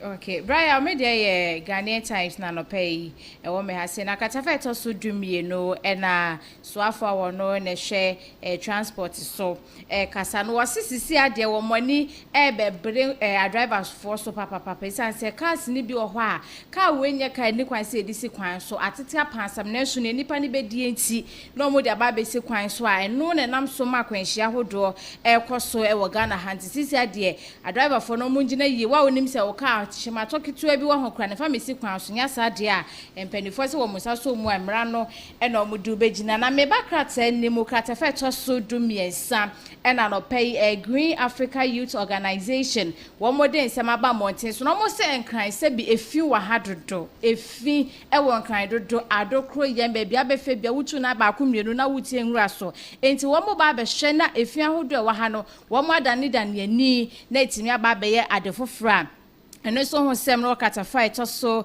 du miensa na du miensa se ha se na mapani owura John Dramani Mahama opani fo ni da ha no wose democracy na ya ka ho asem aka sisi ade sese ye de mra to ho ye de principle e ba be to ho na se bia se democracy no ye ka ho nsem dodo na ye mfa kwan pa so se bia democracy nti obia asem bia no woka e de fa obi hu nti sisi ade emra ye de ba beta to se ne tie nie e ho nsem okata fight so du miensa e na mibo mu amane e de atrewo na mamemfiri ho e na menkwa kratafa e to so aduonu nan e wo the Ghanaian Times e chire ha sei e na abasobode akọ Ediama ema eduanan num 45 na we no eye minerals income investment e na wo mo etimi support meya wo mo kire se bia ya yetu gold e wo ho no wo mo ema dodo e wo ho mo kosuku asabi efie ni bie no na maso mase a wo mo disika yi e ba beboa wo mo enu achi nso ase ha sensu na voter region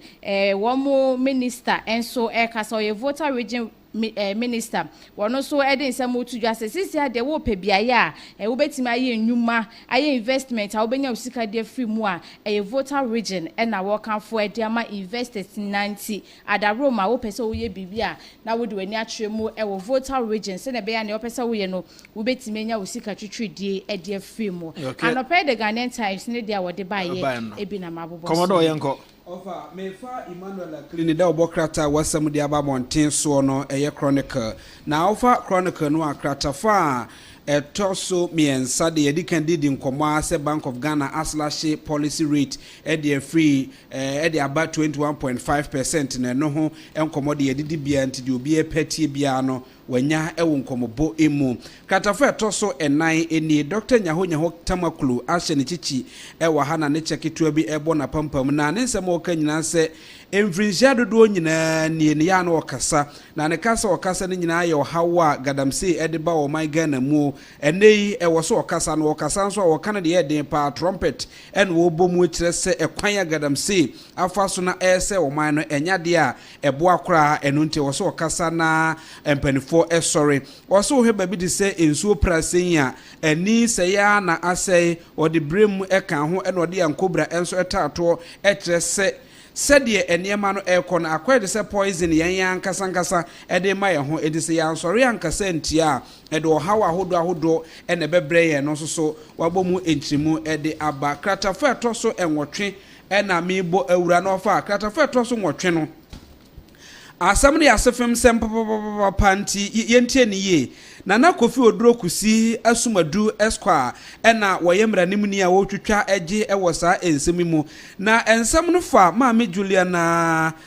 osei adodo no afre na anti Julia na maame Julie na maame Julie kire se Ghana Immigration Service for ni dikotoma menhwe to agro bi agobone papa na ne nyina ne se owadan bi asa dan no ye plot 18 block H P1 ewo Kumase na watua dan hu ntokua to Oforukrom district assembly atua na edan no kwa no enye baako eyemienu a no odidi no dwuma block HX bomso extension ena baako so ewo na ene se na no oda no okoje besia ewo bank eho na Standard Chartered Bank ena okoje saa besia no ewo 2005 kra no okoje saa besia yi eye 50,000 oji ye na 50,000 na oji ye no na interest rate no eye 24.49 awofa ha me ye kakra na ya said ade na kwakoye no na bank share say da bi se o metua saa sika no na ja wantimi antua wadi 14 ne court na court ashe say bank no koton dan 220,000 Ghana cedis Chartered Bank for koto dan 180,000 mumfa me sesa ma me abeda ne asem sa dan ne aton de ama immigration for okọ nso an immigration for wonko maame a akwakoya awrehosem de maame na wabom nkyiremu ede aba de obokratai emu katafo etoso du nwotwe na medi ewie na katafo etoso du nwotwe ewo emse edu mienu mum na the wo ene say entrepreneurs and innovators network for Ghana womo declare support the amount manyan for Kennedy akompre ko ohini Japan e kire say womo yepetete kram din a upe obi a Ghana economy no ene economic and employment challenges a ewo mu a obi obetimi aboa pa no eye orumanyan for Kennedy akompre ko Japan na womo ne chronicle din enkomo no ena September bosomi ne de toso edunso eye nra ya chairman Edman network eye Joseph Osei Opon Brenya na woche so omukọ executive meeting bi na sa executive meeting a womukọ ye no omunyina akosi ginaye enu nti Nyankopon ya adom atamale bosom tamale no mbekọ December 15th 2025 akoye wo final executive meeting de press conference beba Monteso the statement beba say womo investors na afensu entrepreneurs no obi obetimi aboa Ghana pa no hepetete krama yo no manyamfo Kennedy akompre kwa Japan ene se nra akora okọ ba bi de se Central Regional okotwa ahomam anampo de asokobo form se yensi pharmaceutical company ewo ho betimi aboa ne de na yeze papa no eno ana wo entrepreneur fo no betimi do ho abo na eno enam so ma Emmanuel Akili abom nkyiremu e de aba the chronicle de obokrata mu ne anope. Okay, me na mo aseme na me ho for commercial break me ba the akano ye de atoa so 107.1 so ni high Omanfm ye die ho for a short commercial break ye ba e be toa so. Good morning.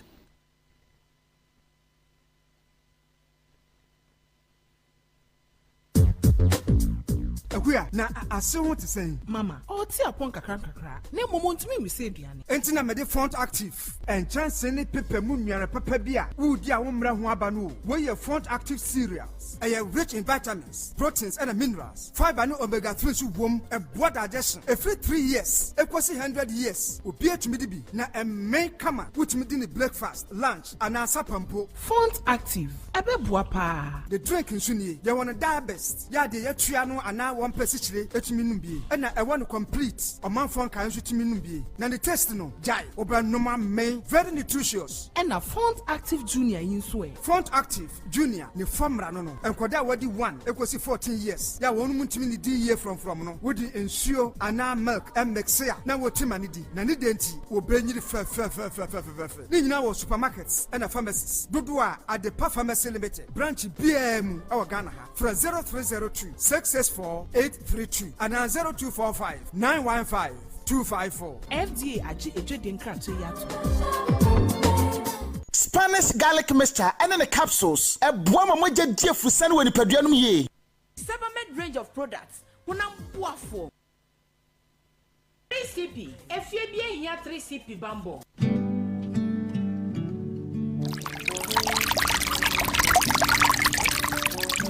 Insuwo mfasoma obibia nanso otutu wani eneya yensu wensu happy ena asei ama insu ho ayeden pa enunti na Family Drilling Company Limited aba mayenga wotutu boreholes mo manfo a wonje aboden kra. Family Drilling Company Limited esan ye expert in biogas, biodigester o flashia na she yesan ye plumbing works any swimming pool na ehia ne se obehwehwe yenga chi akwan e wosuhum Family Village anafre 0244 144 822 and 0240-333-111. Family Drilling Company Limited. Oflashia na she.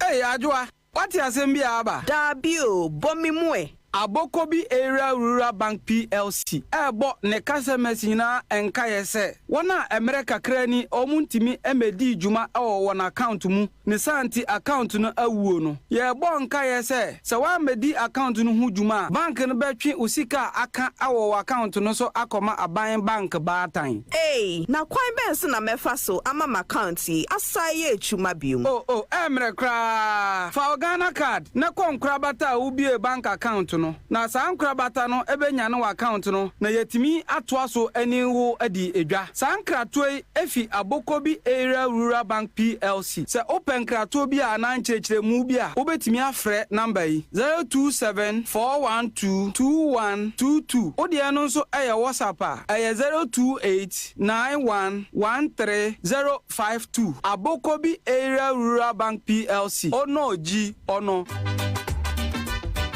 Kwejo come here and say who ya peduani ama me say Kingdom garlic bitters and capsules noamenom ye no gisa mante aduane pampan menum atoso ma nansan hu se obesore na me na ho ya na me kwajogin o ahoode na bedwa metimi nante afuru sane a mente brebium sanse emoja ne timi free adwuma immune system no so eye na adwuma Kingdom Herbal Center for Dre and wudi ho adanse no men na mese wo se de untimi mfa bibia ambrofo me subiom ofura mefro wusane nso a mesane anya kwadwo mesmedi asem asio Kingdom garlic bitters and capsules na daruma ambama your best ma Kingdom garlic bitters and capsules eye dra Food and Drugs Authority for ajatum se wonomu a boost immune system wa waye kese boost obesity wedropa eni rheumatism arthritis mo amopedo to enko Kimberlin Avenue Okaishi Draglin ewo enkran drugstore biemu we sabetimi akabi wo betimi afre Kingdom Herbal Center for 0275804064 and 0302938153 Kingdom garlic bitters and capsules. No challenger.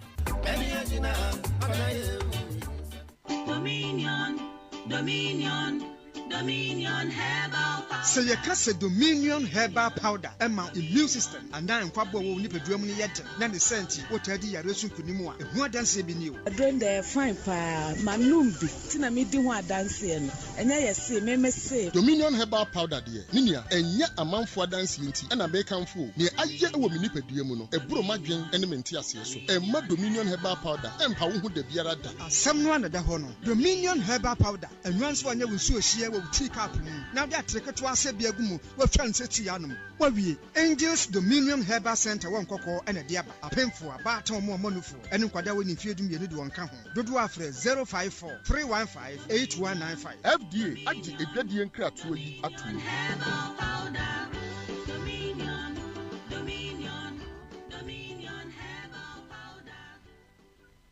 Sebamed range of products. Hunam Buafo.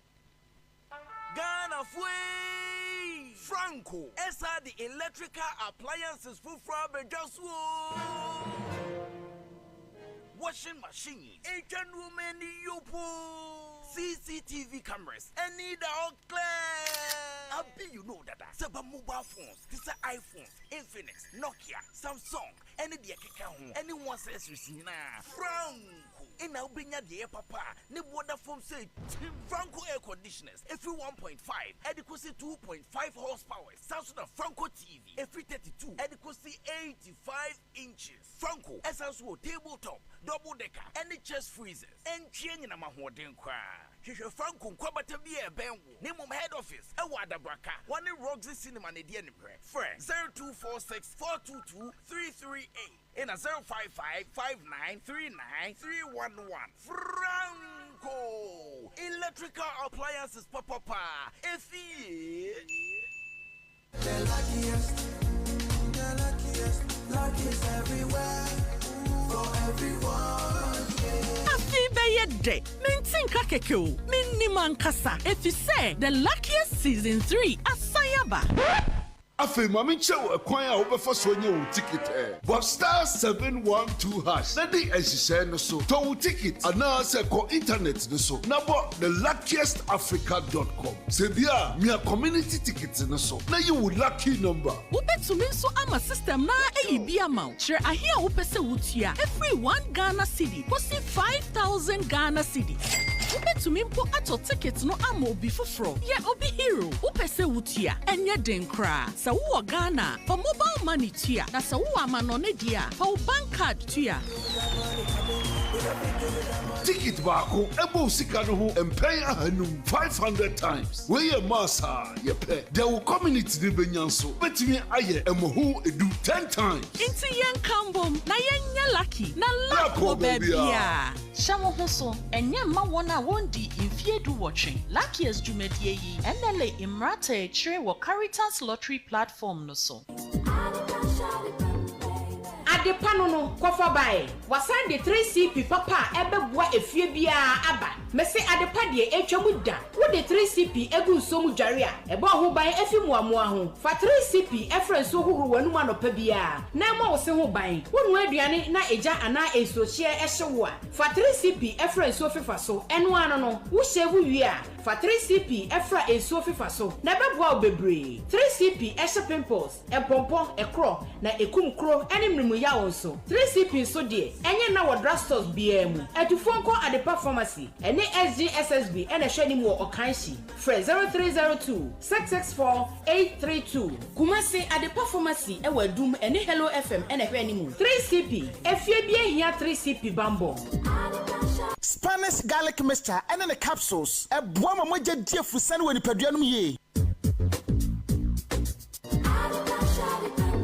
Obo adia boni pa wonam se enti apo na so ni ma ye ni munti ye dware sam na sran kubia ma SIPH 5.5 a eba wonam no ho ban no etu be hwe no na nsanwan na nso oben ene ahokeka ate agu wonam no so ase no kra odofo sa hawi nti na ade performance akofa Sebamed product papa ya jatu mo Germany ene wiase fa na nyina aba ebesiesie wonam asai amato so te sa akoda foforo honam ya wa Sebamed clear face a ehye pimples Sebamed anti dry skin a esiesie wonam a aye breche me ye soso kama Sebamed anti aging a ema honam twintwam Sebamed deep cleansing ene Sebamed lip defense a emma ano ye soche akona kama afi Sebamed classic range a eye mo bia ene won ye odware wi a won ho keka won sa wo pesa wo ba honam ye tontom te senia etie eda wo free ye frumu no a ene na wo hia Sebamed baby range a eye man kwada no bi Sebamed range of products honam boafo etufonko ade performance or kanshi telephone 0302 664 832 Sebamed Honama et si apohinta sem. Shaping the nation. 107.1. Hey, Oman. Shaping the nation. 107.1. Hey, Oman. Shaping the nation. 107.1. Hey, Oman.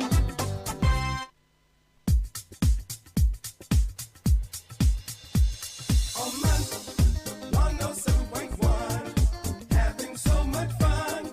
This is how it's done on radio. Oman 107.1, having so much fun. This is how it's done on radio.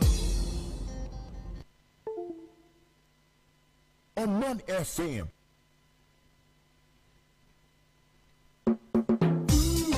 Shaping the nation. 107.1. Hey, Oman. Shaping the nation. 107.1. Hey, Oman. Shaping the nation. 107.1. Hey, Oman.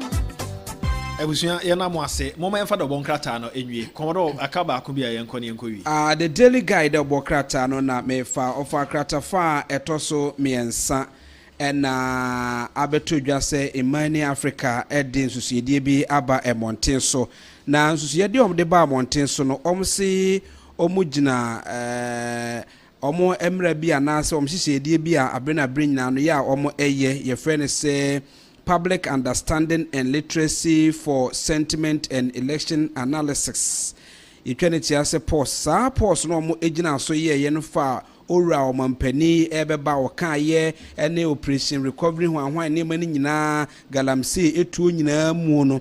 Omne Ghana fo didi nkomo no ahunu se ene ya me no ekase Ghana fo fa e de ato che se Omanfm credibility pa de credibility no enya de a owo bi kra eno ho nkomo ode aba ewo de obokata no emu krata fa etoso enan na me body ewura na yesidua kesie bi abu na sadua kesie no wo apewsika eno no wo azim na de akwakwa ne se yedua esi ho achepa dodo no ze the big tree wo sa empotem ho na sa empotem ho nso mzuzu kra se hunhum ne ase kesie taye chiripa enya asim kuma na dua na buodi bone a enya asim kuma se obabesi akro ye opemfo dua abu adra no ama endem no kase ma me no da ba bi afi edan ne niema asese no no ewo sa empotem ho na akwakwa ye ohawo amsi dua no kwefe na na buja na buja na ne de wabu a ede oha pa abre Omanfo ewo empotem ho eno so the daily guide obokrata no abom nchemu na wodi ayibia ba emfoni bia ba na mfoni no nyina fa wasi Roman Bishop voice na obi gina ha okita ne poma tententen o hye ne che no auto Latin say fight galamsey the Father, Son and the Holy Spirit na dodo na so age so amen wabom nchemu de aba ewo the daily guide obokrata no emu azandoa na ne asante ma menka bibi mfa nya abotra ma mi asemi yansa efia ha no on say so ra ken say discipline pa de ne hallmark na asantoa sheda edi bibi ba fia ha se ya sese mitie mu na my flexible kakra ma no tie for no anim wo mu anu aba wat me birthday ba akubi nti obetena ba bia no ene ni twato Brian ora ken krati obeka sa de no mama ne ni twato obeka sa de no mama ne ni twato don't allow him Davi we say dem rada ye adwuma Brian won say I na enye me inform so bebre because anapana moye birthday wishes no na me won netu won netu so nti fabra na enyama on nkan sa chinchina wa na wo so nti we ye on so won netu aye on netu ono ano no Me wanna tune ne oman aha de ye nkoya chinsa ma yani mu ha mate ne de twato yo mate pepe happy birthday enko for my Mrs Rosemond Ejewa Apia we in charge wasa German clinic ho birthday wishes ye every wuku Mr Emmanuel Apia me former manager RTV GH na wase Erade ensure no nyo kese wase se ne wodwo ene se ne wa ahobrase ne Erade nkoso endomo na enye sa na ma wawie ene modada sitina no na ne asante yankwe ni se nyina aka ho ntina no person no because odane de ma wo fa se de o na ne asante yankwe ni Befa bi efi Ghanaian Times front page government to crack down on rickety vehicles. I'm saying aya no more refi se ekwanenye. In any case, aya car no ni nyina wa insurance, ni nyina wa roadworthy. One of na de ma wo. Yeah. On minim ye ntia de bia ye pese use the fire service approach awo de ye mu. O fix roads no. O make sure say insurance companies no. Car we insurance companies managing director onfo enkanka wo ba Lakeside station ya car onfo and so stay catering. So go to them, take care of them. They will also discourage cars na from coming to register. But wonye ena kwan no so nya mi hu ni ntia obi be ka say ufi even Madina ha eko akachiabo ekwan be fa reco flat obefa no wo de on kanche me ka be na de kofa so ka ben ka na yen yetre mu kwa adwuma no ni de mu ano mesre wo de odako omontina splinter mu finsa wom enfemra nkran emra adwuma wo be hu what workers go through and sana waka se okoye fi kwan so ka no kra wan hwa omonko obio na den ye be ye na okada no ana wo be me atwitwa nkrofo 9 please mom yeah ade no holistically and not just fire service approach wo ye fi kwan so ye nyina ye mpeka atantan one on pe Land Cruiser no mpeka papa tie na bo aten wo USA na ansa no mame Prof, allow the dollar to go up a little bit for us. Those abroad, so that we can send money home. Ever since the dollar dropped, the money we send home has gone down. The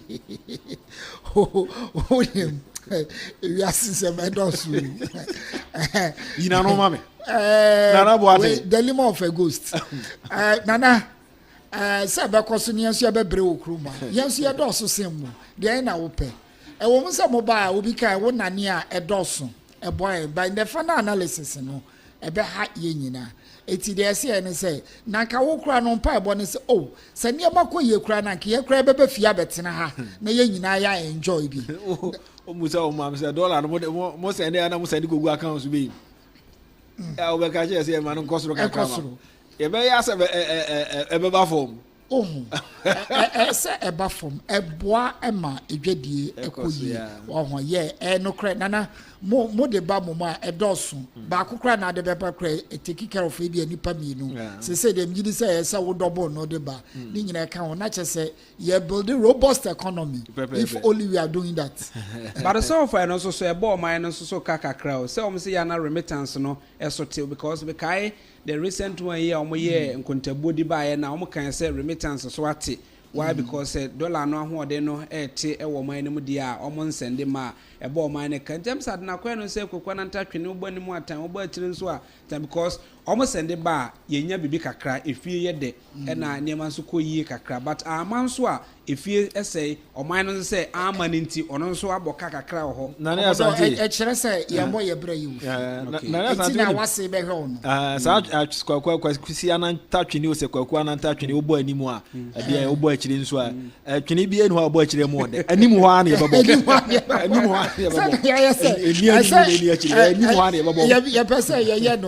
government check. The Bia Besha, the Akosua, Sanyama Koya, Nenkoya, Never Commodore, and anymore, and which they hope you. The Navaphobia more you go. I on a door, it's a pound idea, say they didn't go you, and go you. Oh, why you say, oh, best send it £100 bro again, I just said. It's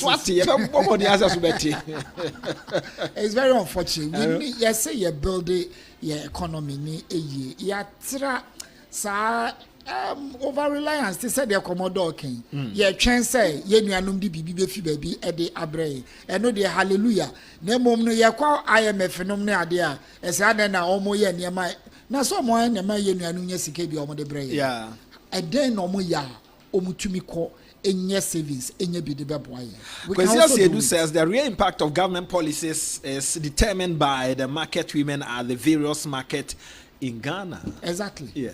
Exactly. Yeah. So who no say omo eton niema ewo ekwan ho traffic money ade na ebumi a na ekiro say economy no ekoyi obeka ya coronavirus ba ye na etwe mu na afire ona ma ho hye nhunu niema ton but ekwa animu na hu se eba kakrakra nti ye ma me no ye bo o ma ba so kokko totofo omo ton katia ya toton omo eton osino dokno so ho graphic omo eton bayre ojom tomatoes meko ni sanke niam nketo no eno na epeji economy no na ye de omo ase na na asante to aso ya enti ade ba ko galamsey fight ye ni de bi ye be ka ho asem eniema mienu ana wan hwe wiase ebe se no climate change and a war. It's been established that there is enough gunpowder able to destroy area sinina. But one silent one the environment. Yeah. Ayen ye didi agrono. Ya kachre still yeguso. Obie nyankopon there is no way obe suma Moses bi amode poma be kire nsu ya yese ni so ama eniate. Se ye ankasa ye nye bibia the time to act is now. Nani asante ya namwasi for coming.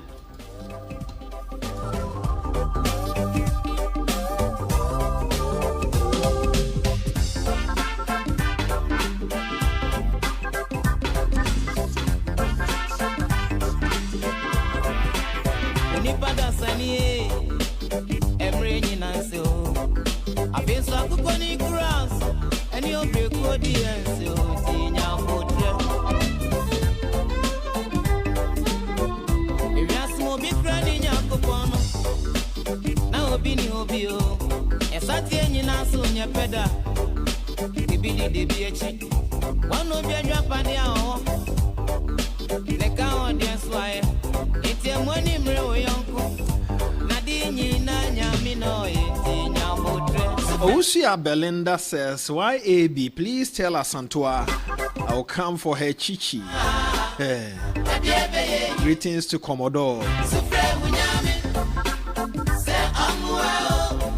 And Fifi Suhum.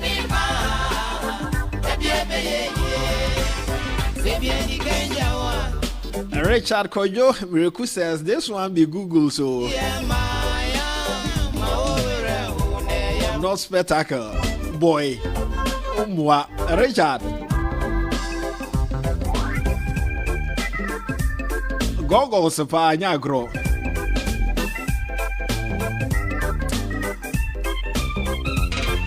And you added your energy this morning is fantastic.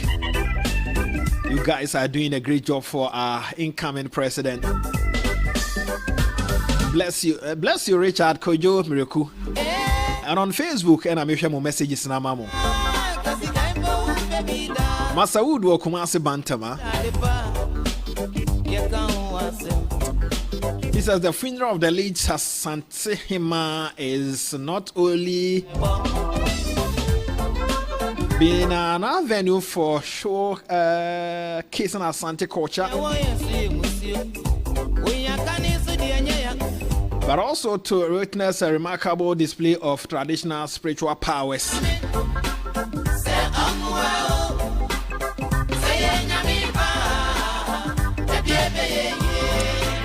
If you are a delegate listening to this man, nothing stops you from voting for Ken.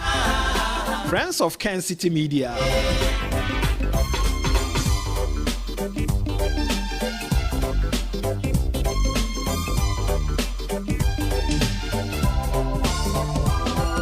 They work with Pimini Abrantia Kwame a champion. We have all these men in Ghana, but we are not using them. sad.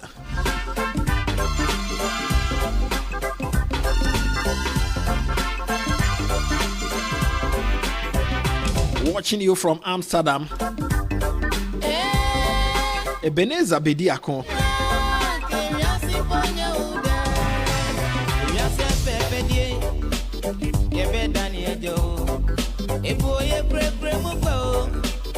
Doctor Anani, why you ready, bra?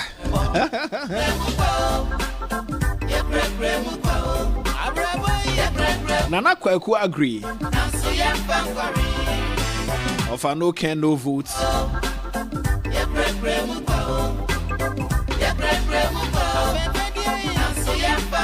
She will forever remain in our hearts. In fact, Asante Man and Ghana as a whole have truly lost a great pillar. As Asante Heman and Akonedu Adam goes home today, Amisko Spelele Sheka Soa.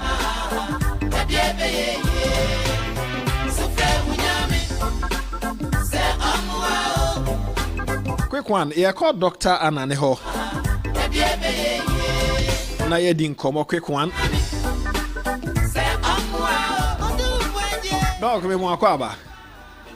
Now what to say?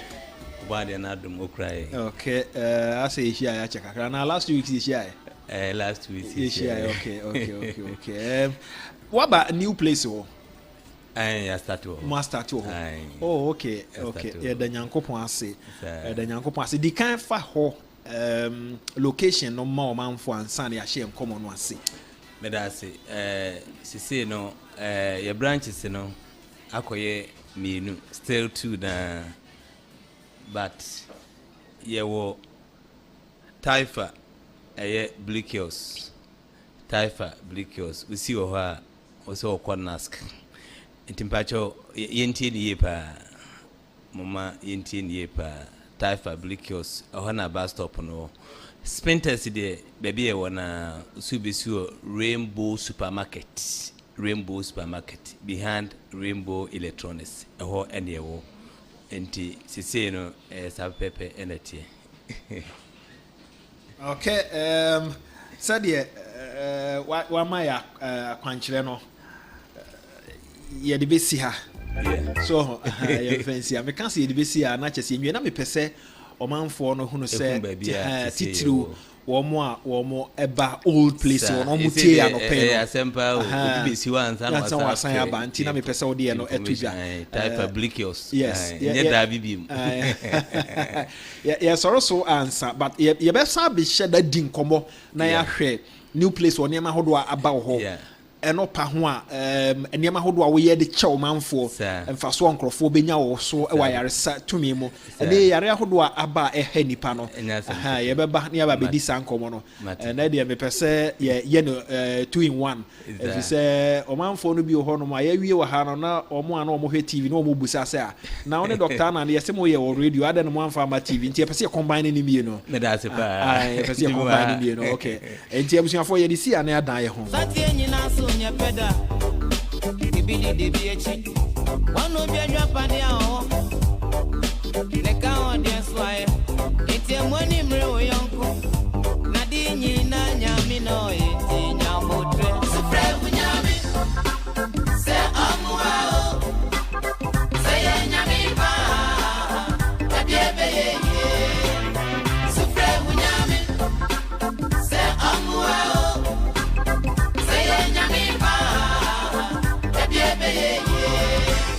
se bien di kenya wa manu nya oya se udi e maya ma owere une ye bible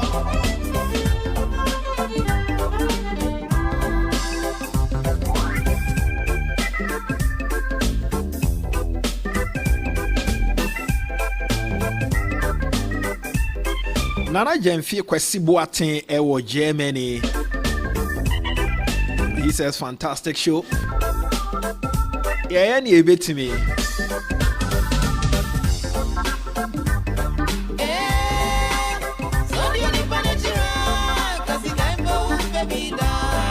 Ra Benjamin Bosompra.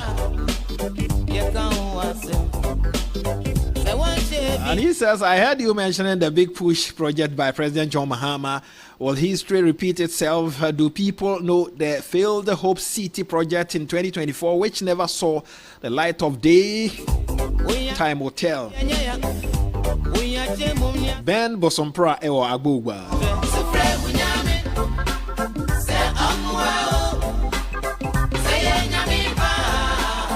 Kudos for the good work doing for Mother Ghana. Keep it up. With no intimidation, fear, live, loud, and clear on White Cross Information Center. Suhum ran about Fifi Suhum.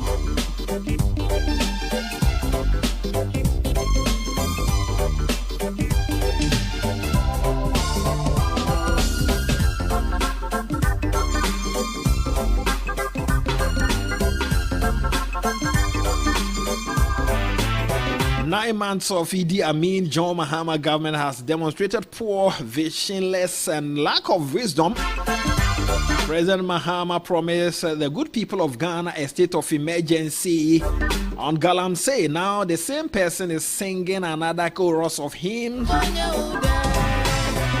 Dishonesty of all times. Inshraba Anelka.